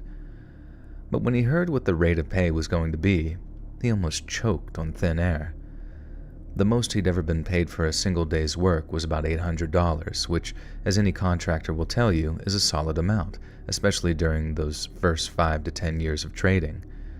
But the job Mike was being offered, by the guy who didn't seem to care if he was legit or not, was $2,000 cash in hand at the end of every single day. Mike said it was like a kiss on the cheek on one side and a slap in the face on the other. $2,000 a day was good money, but in cash, every day, it was way too good to be true. But at the same time, Mike wasn't in the position to turn his nose up at that kind of money, so instead of flat out refusing, he thought that he'd play along, see what the job entailed, and then make a definite decision at a later date.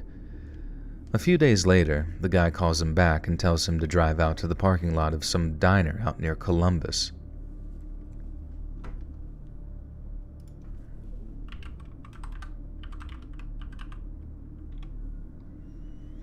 Columbus, New Mexico. I didn't even know Columbus, New Mexico existed.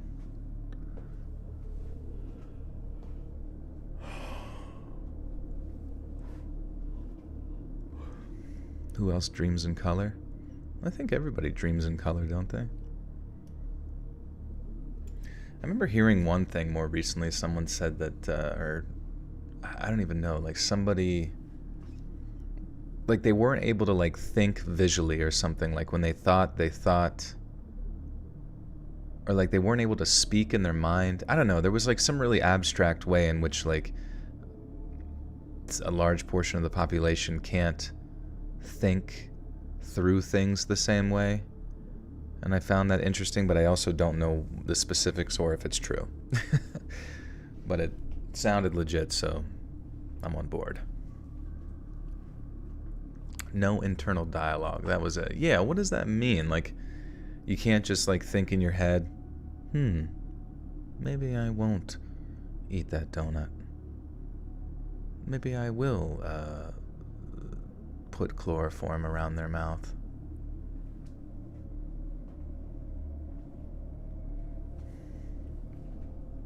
No internal dialogue because they haven't recorded those voice lines yet.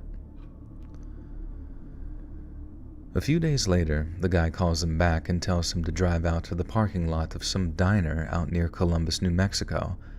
But he doesn't get there. What?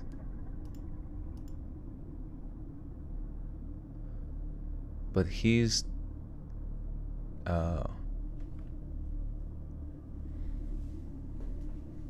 mouth thinkers? Is that what it is? Like they talk everything out vocally? Neurodivergent? I don't think it would be that. I mean, that's like hyper generalized, I feel like, but it's hard to say. I don't fucking know. I talked to an older lady once who said that she used to dream in black and white until color TV was invented and then her dreams were in color. That's fascinating, yeah. That is weird. Weird. Dude, what the fuck's going on? I wonder whether other, like, insane pieces of technology will come out in the next... Man, it's so crazy to think that we're just, like, constantly living in, like, the future. And that the future will, like, move faster and faster until it just gets too fucking fast.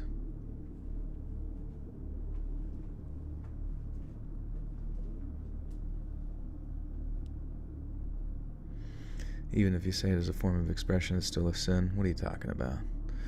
We're talking about sins. Somebody in the sin bin. What does it mean?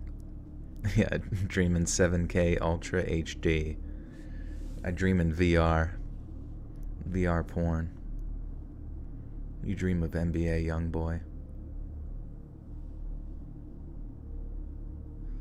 Please don't argue about sins in the chat, because I don't think you're one to know anything about what God cares about.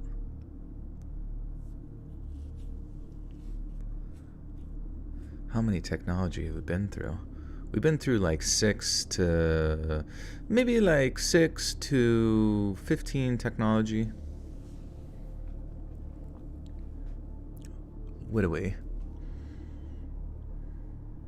Get in trouble for saying goddamn as a Christian school when I was a kid and saw it on TV.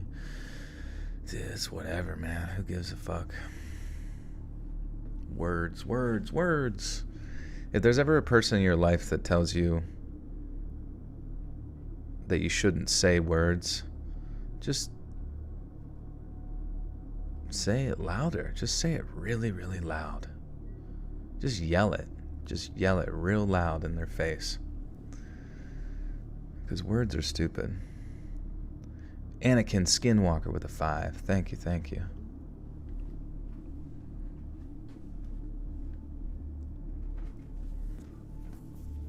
My cat has arrived.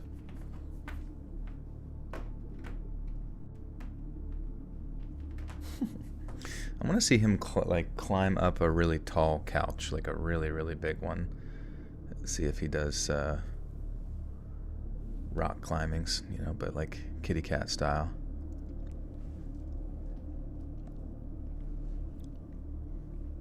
Oh, yeah, maybe not that one.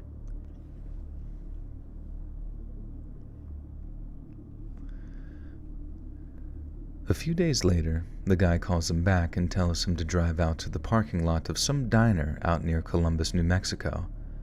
But he's to get there at 10 p.m. Mike shows up when he's supposed to, thinking that the job is going to be at the diner. But instead, he shows up to find a whole crew of guys standing around in the cold, and when he gets out of his car and identifies himself, someone with an authoritative air about them tells him to wait with the others. And sometime later, a long Greyhound-style bus shows up, and Mike correctly assumes that they'll be traveling to the work site. But what he didn't expect was for everyone to be given their very own blindfold. Obviously, this makes everyone pretty nervous, but they're reminded of the pay, and that they can walk away at any time they want. The only condition is that they wear the blindfolds when traveling to and from the work site. Mike said a couple of guys actually walked back to their cars and drove away, which, in all fairness, is exactly what he should have done too. But like we've already covered, he had his plan laid out, so he got onto the bus, put on his blindfold, and then just waited to be told.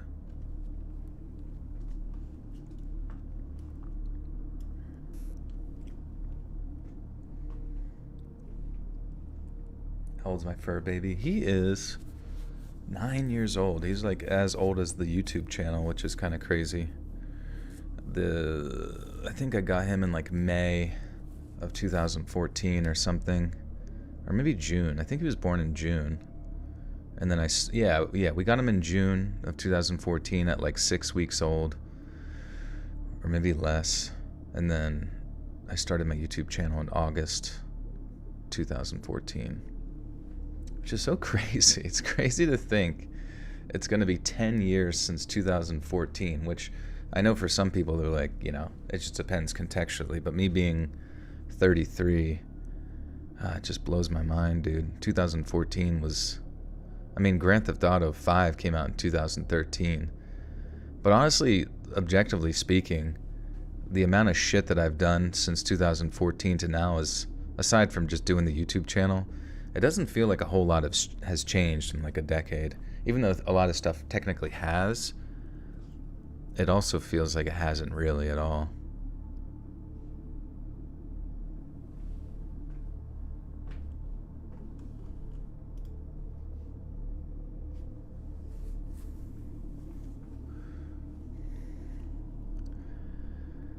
But like we've already covered, he had his plan laid out, so he got onto the bus, put on his blindfold, and then waited to be told to unmask. Mike said the bus must have traveled down a highway for a while because the ride was pretty smooth, but then that all changed when they turned down what was obviously some kind of side or dirt road. The journey continued for a little while, then the bus came to a stop, but then instead of being allowed to take off their blindfolds, Mike and company were let off the bus, still blindfolded, then walked all the way into some large building before being allowed to demask. Mike said that the inside looked like a warehouse that had been gutted of shelving before all the floor paneling had been ripped up. Someone had already gotten to work digging a pretty deep hole.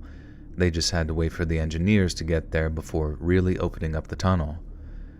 Mike said that aside from the real secretive nature of it all, it was a very professional operation. Whoever wanted the tunnel dug had all the right materials and machinery, they just didn't have the expertise. Before they got to work, someone asked why all the secrecy, and the group was told that it was a decision from corporate. They operated in a viciously competitive market, and so certain security measures had to be taken to ensure their employer maintained an advantage. Maintained and Do I have baby pictures of Pradeep? Maybe when he was real little. I'll have to see if I can find it.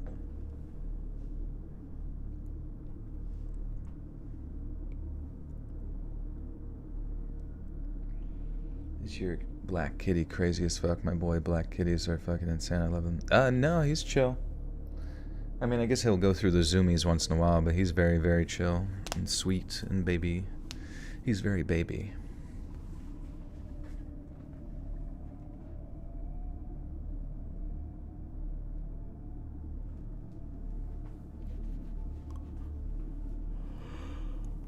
Oh, hey. Nomi, thank you. Good to see you. Even as a baby boy? Yeah, he was always like... He lived with my friend's aunt who on her farm, and he was a farm cat who, like, she picked him and then would hold him on his back in her lap between her legs, like her legs were together, and then she would put him on his back and just like pet his tummy gently until he would just like fall asleep on his back. And then I feel like that kind of, I don't know, it just made him very relaxed, and ever since I've had him, you can just like pick him up and hold him like a baby on his back, and he'll fall asleep there with you holding him, and it's pretty cute. He's a little farm boy, yeah. And one day we'll send him back to the farm. No, I'm just kidding. 2024 resolution, stop shorting yourself. Or did you meant to say stop sharding yourself? That's fair. Good luck with that. Elvira, thank you for the 150.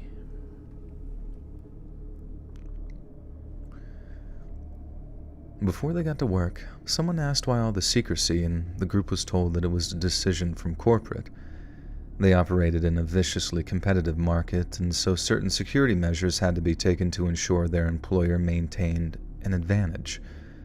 For the most part, this answer seemed to satisfy, but Mike said that there was still a handful, himself included, that had a feeling what they were doing wasn't strictly legal. And he was right. Mike said that he made close to 30 grand before one morning as...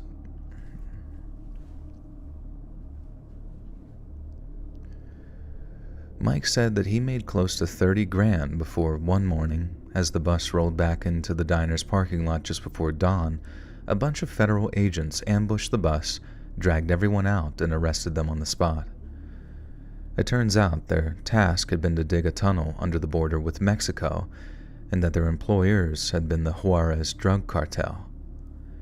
And in light of that, Mike and the rest of the guys that he'd worked with were hit with a ton of different charges, big ones too, some of which implicated them as active members of an international drug smuggling operation. He got 45 years. But that's not really the story that I want to tell you today. You see, as crazy as that story is, it's not the most frightening one Mike ever told me. This one occurred during his first week in federal prison, when he found himself a very small and very new fish dropped into some very dark and stormy waters. Mike said that the first week or so in prison was the most terrifying of his entire life. He spent a long time in jail that all counted towards time served, but being bussed to federal lockup was when he finally gave up hope that he might somehow be able to appeal on some of the charges. The prosecution painted him as some hardened cartel operative who had to put the nation's... And Smashy N, thank you for the one gifter to Bosley Boy. And Destroyer Lynn, thank you for the gifter as well to Fry. Thank you, guys. Mischievous dog. You ever heard of Sullivan's Steakhouse? I'm eating leftover lobster mac and cheese from there. It's so fire. I don't think I've heard of that. Is that towards King of Prussia?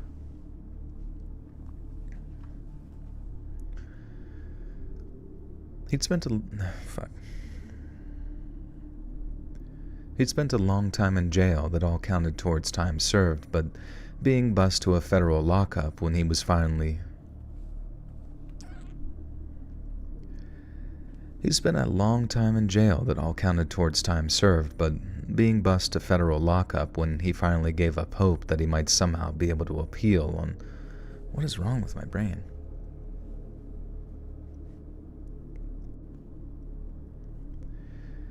He'd spent a long time in jail that all counted towards time served, but being bused to a federal lockup was when he finally gave up hope that he might somehow be able to appeal on some of the charges. The prosecution painted him as some hardened cartel operative who had put the nation's security at risk in exchange for personal gain. All the cash he earned was seized, and he liquidated all of his assets to buy the best defense attorneys he could afford, but it was no good. And when his cell door closed shut on that first night in prison, it took everything in Mike's power not to break down and weep. You gotta remember, he was only 24 at the time of his arrest, 25 by the time he got to federal prison. I'm almost 60 writing this now, and looking back on 25, you're basically still half a kid. Mike had to have been the...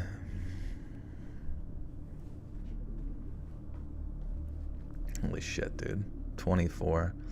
Yeah, even if I went to prison right now for whatever, I would cry and shit myself. Probably kill myself. Maybe not. I don't know. Maybe I would become the warden. I would work my way up to warden. Mike had to have been that young to have gotten himself involved in some... Or maybe I could dig... This guy, what the hell? He knows how to dig tunnels. Just dig another tunnel out of the fucking prison. Easy frickin' peasy. There's a Sullivan's in Pittsburgh. That may be several locations. Oh, nice.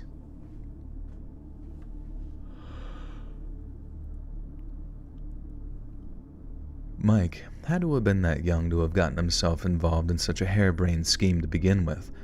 But as even someone with such a strong inclination towards law and order, I can't say Mike's punishment entirely fit the crime. Mike was... fuck.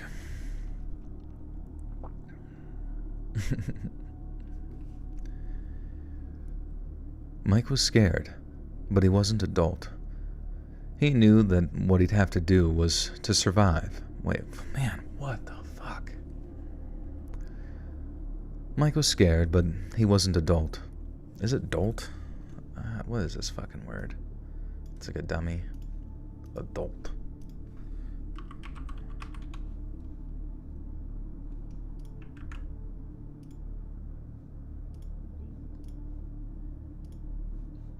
Adult. Alright.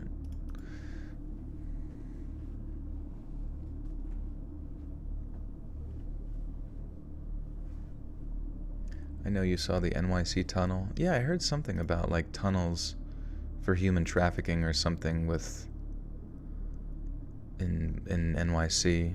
Adult. Yeah, is it adult?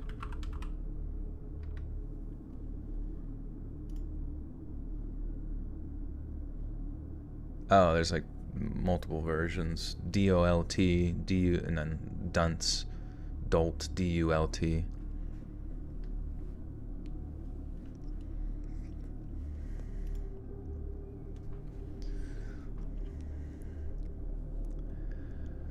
Mike was scared, but he wasn't adult. He knew that what he'd have to do to... He knew what he'd have to do to survive, and that was to get into the good graces of a pre-established group to gain safety in numbers. And he did so as quickly as he could, and as told his time... Motherfucker, Jesus Christ. He did as quickly...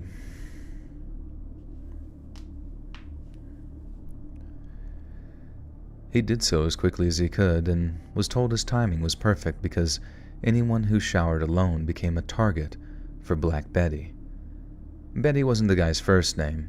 His last name was Bettany or something like that, and he wasn't called Black because he was an African-American. Fuck. And he wasn't called Black because he was an African-American. He got that part of his nickname because he scared the living crap out of people. He was just shy of 7 foot tall, I heard, but a lean $2 and change. He was mean, he could fight, But the worst thing was that every so often, Black Betty got a taste for his fellow convicts. If you were within a bunch of... If you were in with... Okay, man, what is wrong with me? I can't seem to, maintain my composure. Whoa, Black Betty, bam a lamb. Hey, Anakin Skinwalker with the big 20 bucaranos. Thank you. Says, hi, Joe, I just wanted to say, I really appreciate your work. I genuinely always look forward to your... What's that say? Streams. There's, some symbols there. Do you plan on continuing streaming regularly? Also, do you plan on reading spooky videos again? Reacting to spooky videos again. You rock, Joel. Thank you, Anakin. Yeah, so new video schedule, upload schedule will be Mondays and Thursdays. So we're reeling one back a little bit. Told you guys about that. But I will also, yes, be streaming regularly still, but it will just be at the bare minimum the 2 days a week, the Sunday and I guess Wednesday before the Thursday upload. And yeah, and I maybe, who knows, maybe we'll have to just do a solo stream where we just react to some fun content, since maybe I'll have some more time to kind of do that. So I will definitely keep that in mind, though. But thank you, Anakin, again. Appreciate you.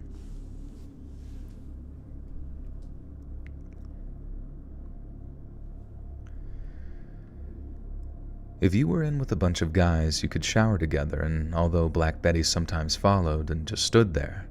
What? God damn it, I cannot follow this fucking... If you were in with a bunch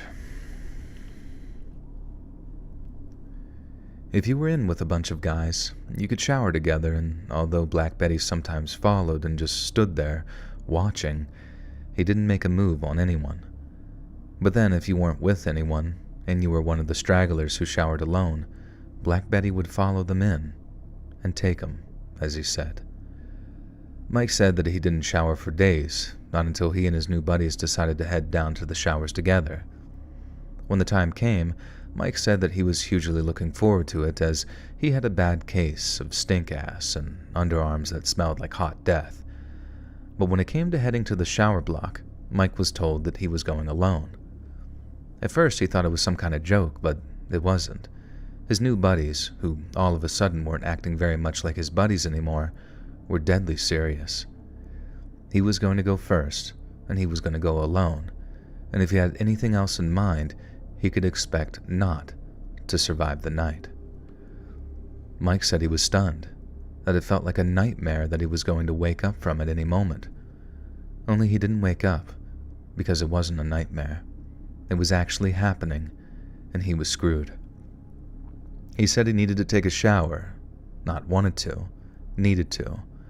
So he waited until a few of the new... Stink ass. He got a bad case of stink ass. Oh, shit.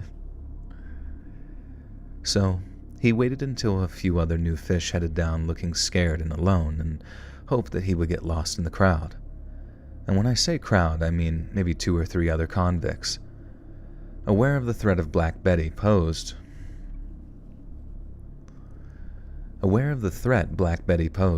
everyone tried to wash up as quickly as they could, but it wasn't fast enough.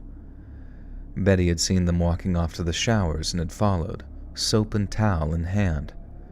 As soon as he appears, everyone starts rushing off, but Black Betty doesn't pay them any mind.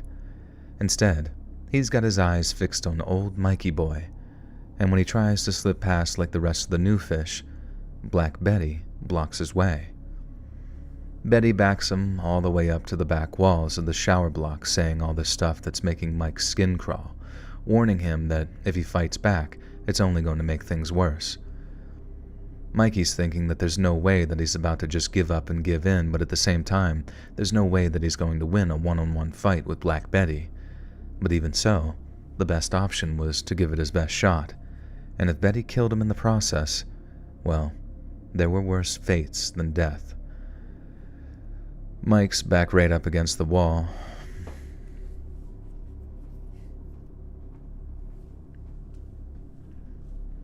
dude, fucking Christ.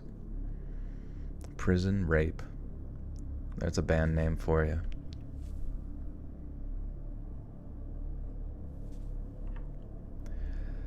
Mike's back was right up against the wall, and he was about to tell his would-be violator that he'll die before he turns around, when he sees this flash of movement over Betty's shoulder. Suddenly, someone hooks a towel around Betty's neck and then jerks it back around his neck to...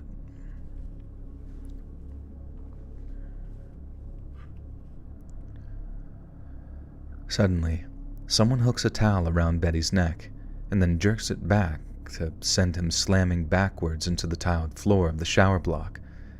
The impact cracked Betty's head open, and while his eyes were still rolling in their sockets, the guys that had ordered Mike to shower alone appeared and stuck Black Betty so full of holes that he looked like a blood sponge by the time they were done.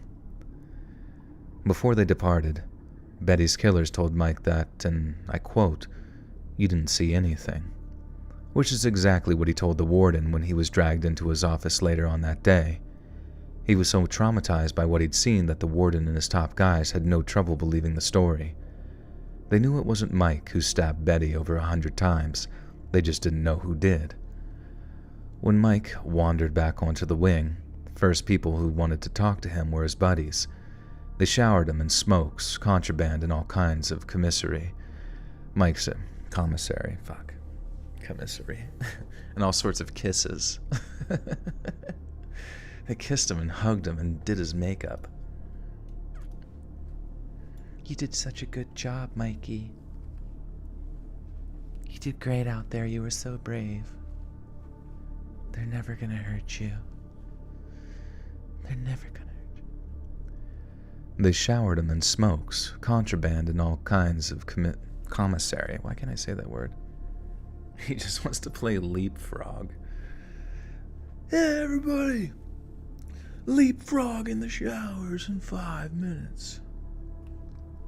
No sandals." Prison Mike, yeah. That's some pretty aggressive-ass leapfrog.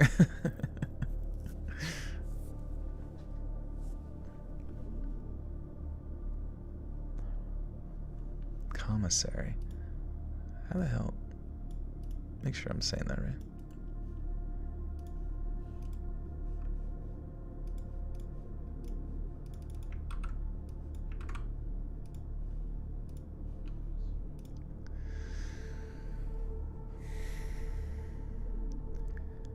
They showered him in smokes, contraband, and all kinds of commissary. Mike said that they even had a plastic cup full of prison wine waiting for him to glug down out of sight of the guards. And long story short, they used him as bait. Betty wouldn't go for just anyone. Mike was his type, and it was either risk him or keep everyone at risk, because Betty wasn't just a habitual predator, he was an opportunistic one too. While Betty was around, no one was safe, but with Betty gone, Mike amounted to a cell block hero. It was his arrival that had given them a golden opportunity to take Betty down, as they knew that Mike was the kind of new fish that Betty would have his eye on. The thing was, Mike's new buddy... Hey, buddy boy, buddy bo.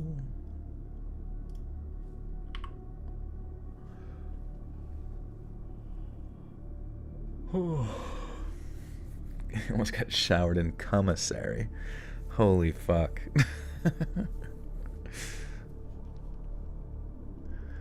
The thing was, Mike's buddy knew that let him in on the plan.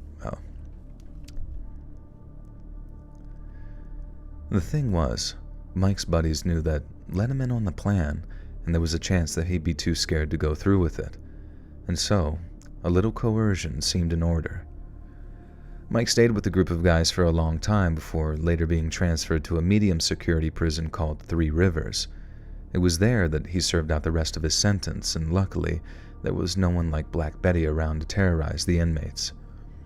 To me, the idea of being used as bait to lure out a human animal is one of the most frightening concepts I can possibly think of. But while I've heard that ignorance is bliss, I think not knowing you're the bait might be even more terrifying. What's worse, Betty's killers floated the idea of only beginning their ambush once he was, shall we say, occupied with Mike. That way they could ensure that he'd be suitably distracted, but it also meant condemning Mike to a truly nightmarish fate. Thankfully for him, they decided that they couldn't live with that, not by unanimous decision anyways, but they came to that decision all the same. Last time I spoke with him, Mikey was driving for Uber up in Dallas. He said he had a girlfriend and that she had a kid and that he felt more and more like a father by the day.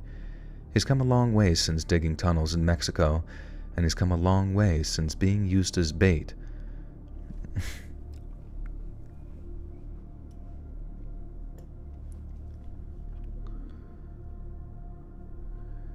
He's come a long way since digging tunnels in Mexico, and he's come a long way since being used as bait for a monster.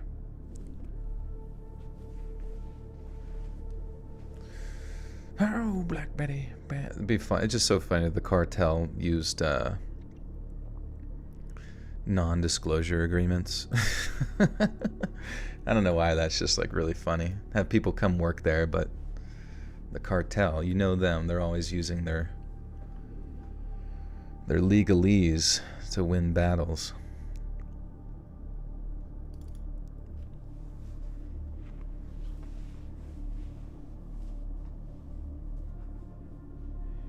Black Betty, a child. Bam, lamb.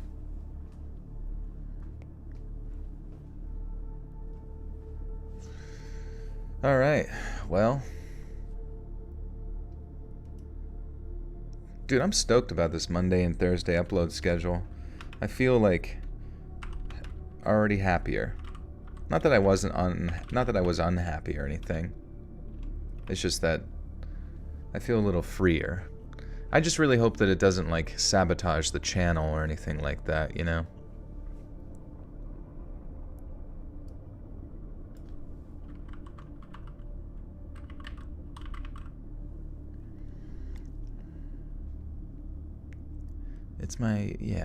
It's gonna be my me time.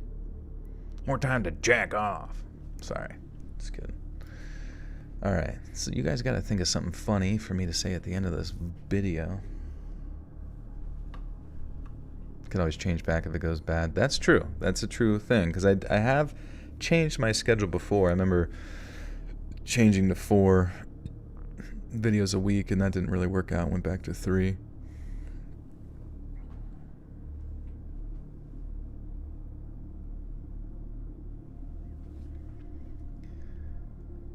Hey friends, thanks for listening. Click that notification bell to be alerted of all future narrations. I release new videos every Monday and Thursday at 7 p.m. EST, and there are super fun live streams every Sunday and Wednesday nights. If you got a story, be sure to submit them to my subreddit, r/Let'sReadOfficial, and you might even hear your story featured on the next video. And if you want to support me even more, grab early access to all future narrations and bonus content over on Patreon, or click that big join button over here on YouTube to hear the extra perks offered for the channel. And check out the Let's Read podcast where you can hear all of these stories and big compilations located anywhere you listen to podcasts. Links in the description below. Thanks so much, friends. And remember, no inner dialogues while Let's Read is on.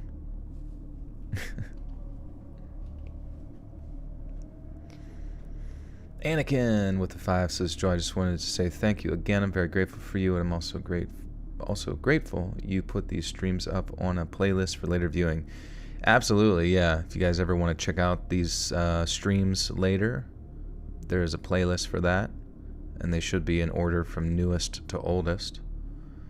Bam a lamb. Oh, Black Betty. Actually, I should say that. Thanks so much to remember. Thanks so much, friends. And remember, whoa, Black Betty, bam a lamb. Whoa, Black Betty, bam a lamb.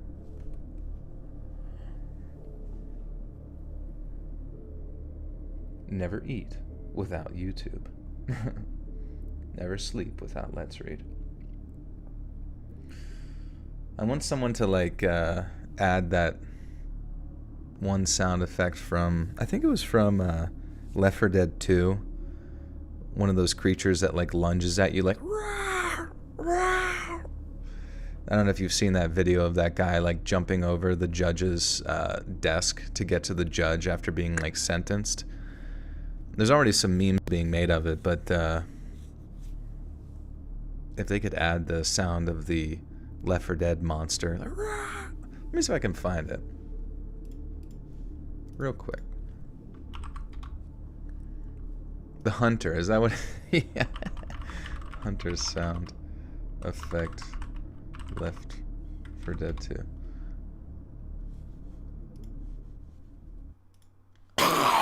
Oh shit, it scared me. Sorry.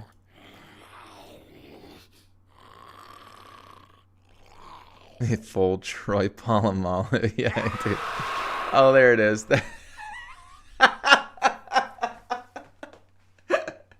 That'd be so fucking funny, dude. Just, that fucking sound. The most replayed. Yeah, I love that. It jumps over the fucking thing, dude. How the hell did he even pull that off, bro? That was fucking impressive as shit, dude. All right, you guys rock. Thank you so much for hanging out tonight. Like I said, thank you again for being accommodating to this new schedule. Robin, you should fucking make that, bro. That would be literally the best edit. That'd be so... I'm telling you, dude, you could make so many fucking viral memes. It'd be so good. But thank you, guys. Yeah, Monday and Thursday, 7 p.m., same time, same place. Well, not necessarily same time anymore, but definitely the same place. The podcast will be the same, Tuesdays at noon. And yeah, streams Sundays and wait, I said Mondays and Thursdays. Streams Sundays and Wednesdays. I'll fucking forget it too. Link you that sound. I will for sure. But yeah, guys, thank you so much for this. Appreciate you. Thank you for the opportunity to do YouTube and just create entertainment and make that my living. It's fucking crazy. I hope you guys, if you are passionate about making things, you get to do that too, and pursue that. You know, it's very freeing. It's very cool. And I'm just really thankful for that. So, but yeah, don't burn yourself out, because that is definitely a thing. But I'm taking measures against that, and I'm hoping to avoid it. So, all right, much love, friends, and I will see you. I guess, yeah, the video will come out Thursday, but I guess I'll be back streaming Sunday. Maybe I will do an extra stream this weekend if I get bored or something. I don't know, but I'll let you know. Follow me on Twitter at Let's Read or Instagram at Let's Read. .official. Adios, friends. Bye-bye.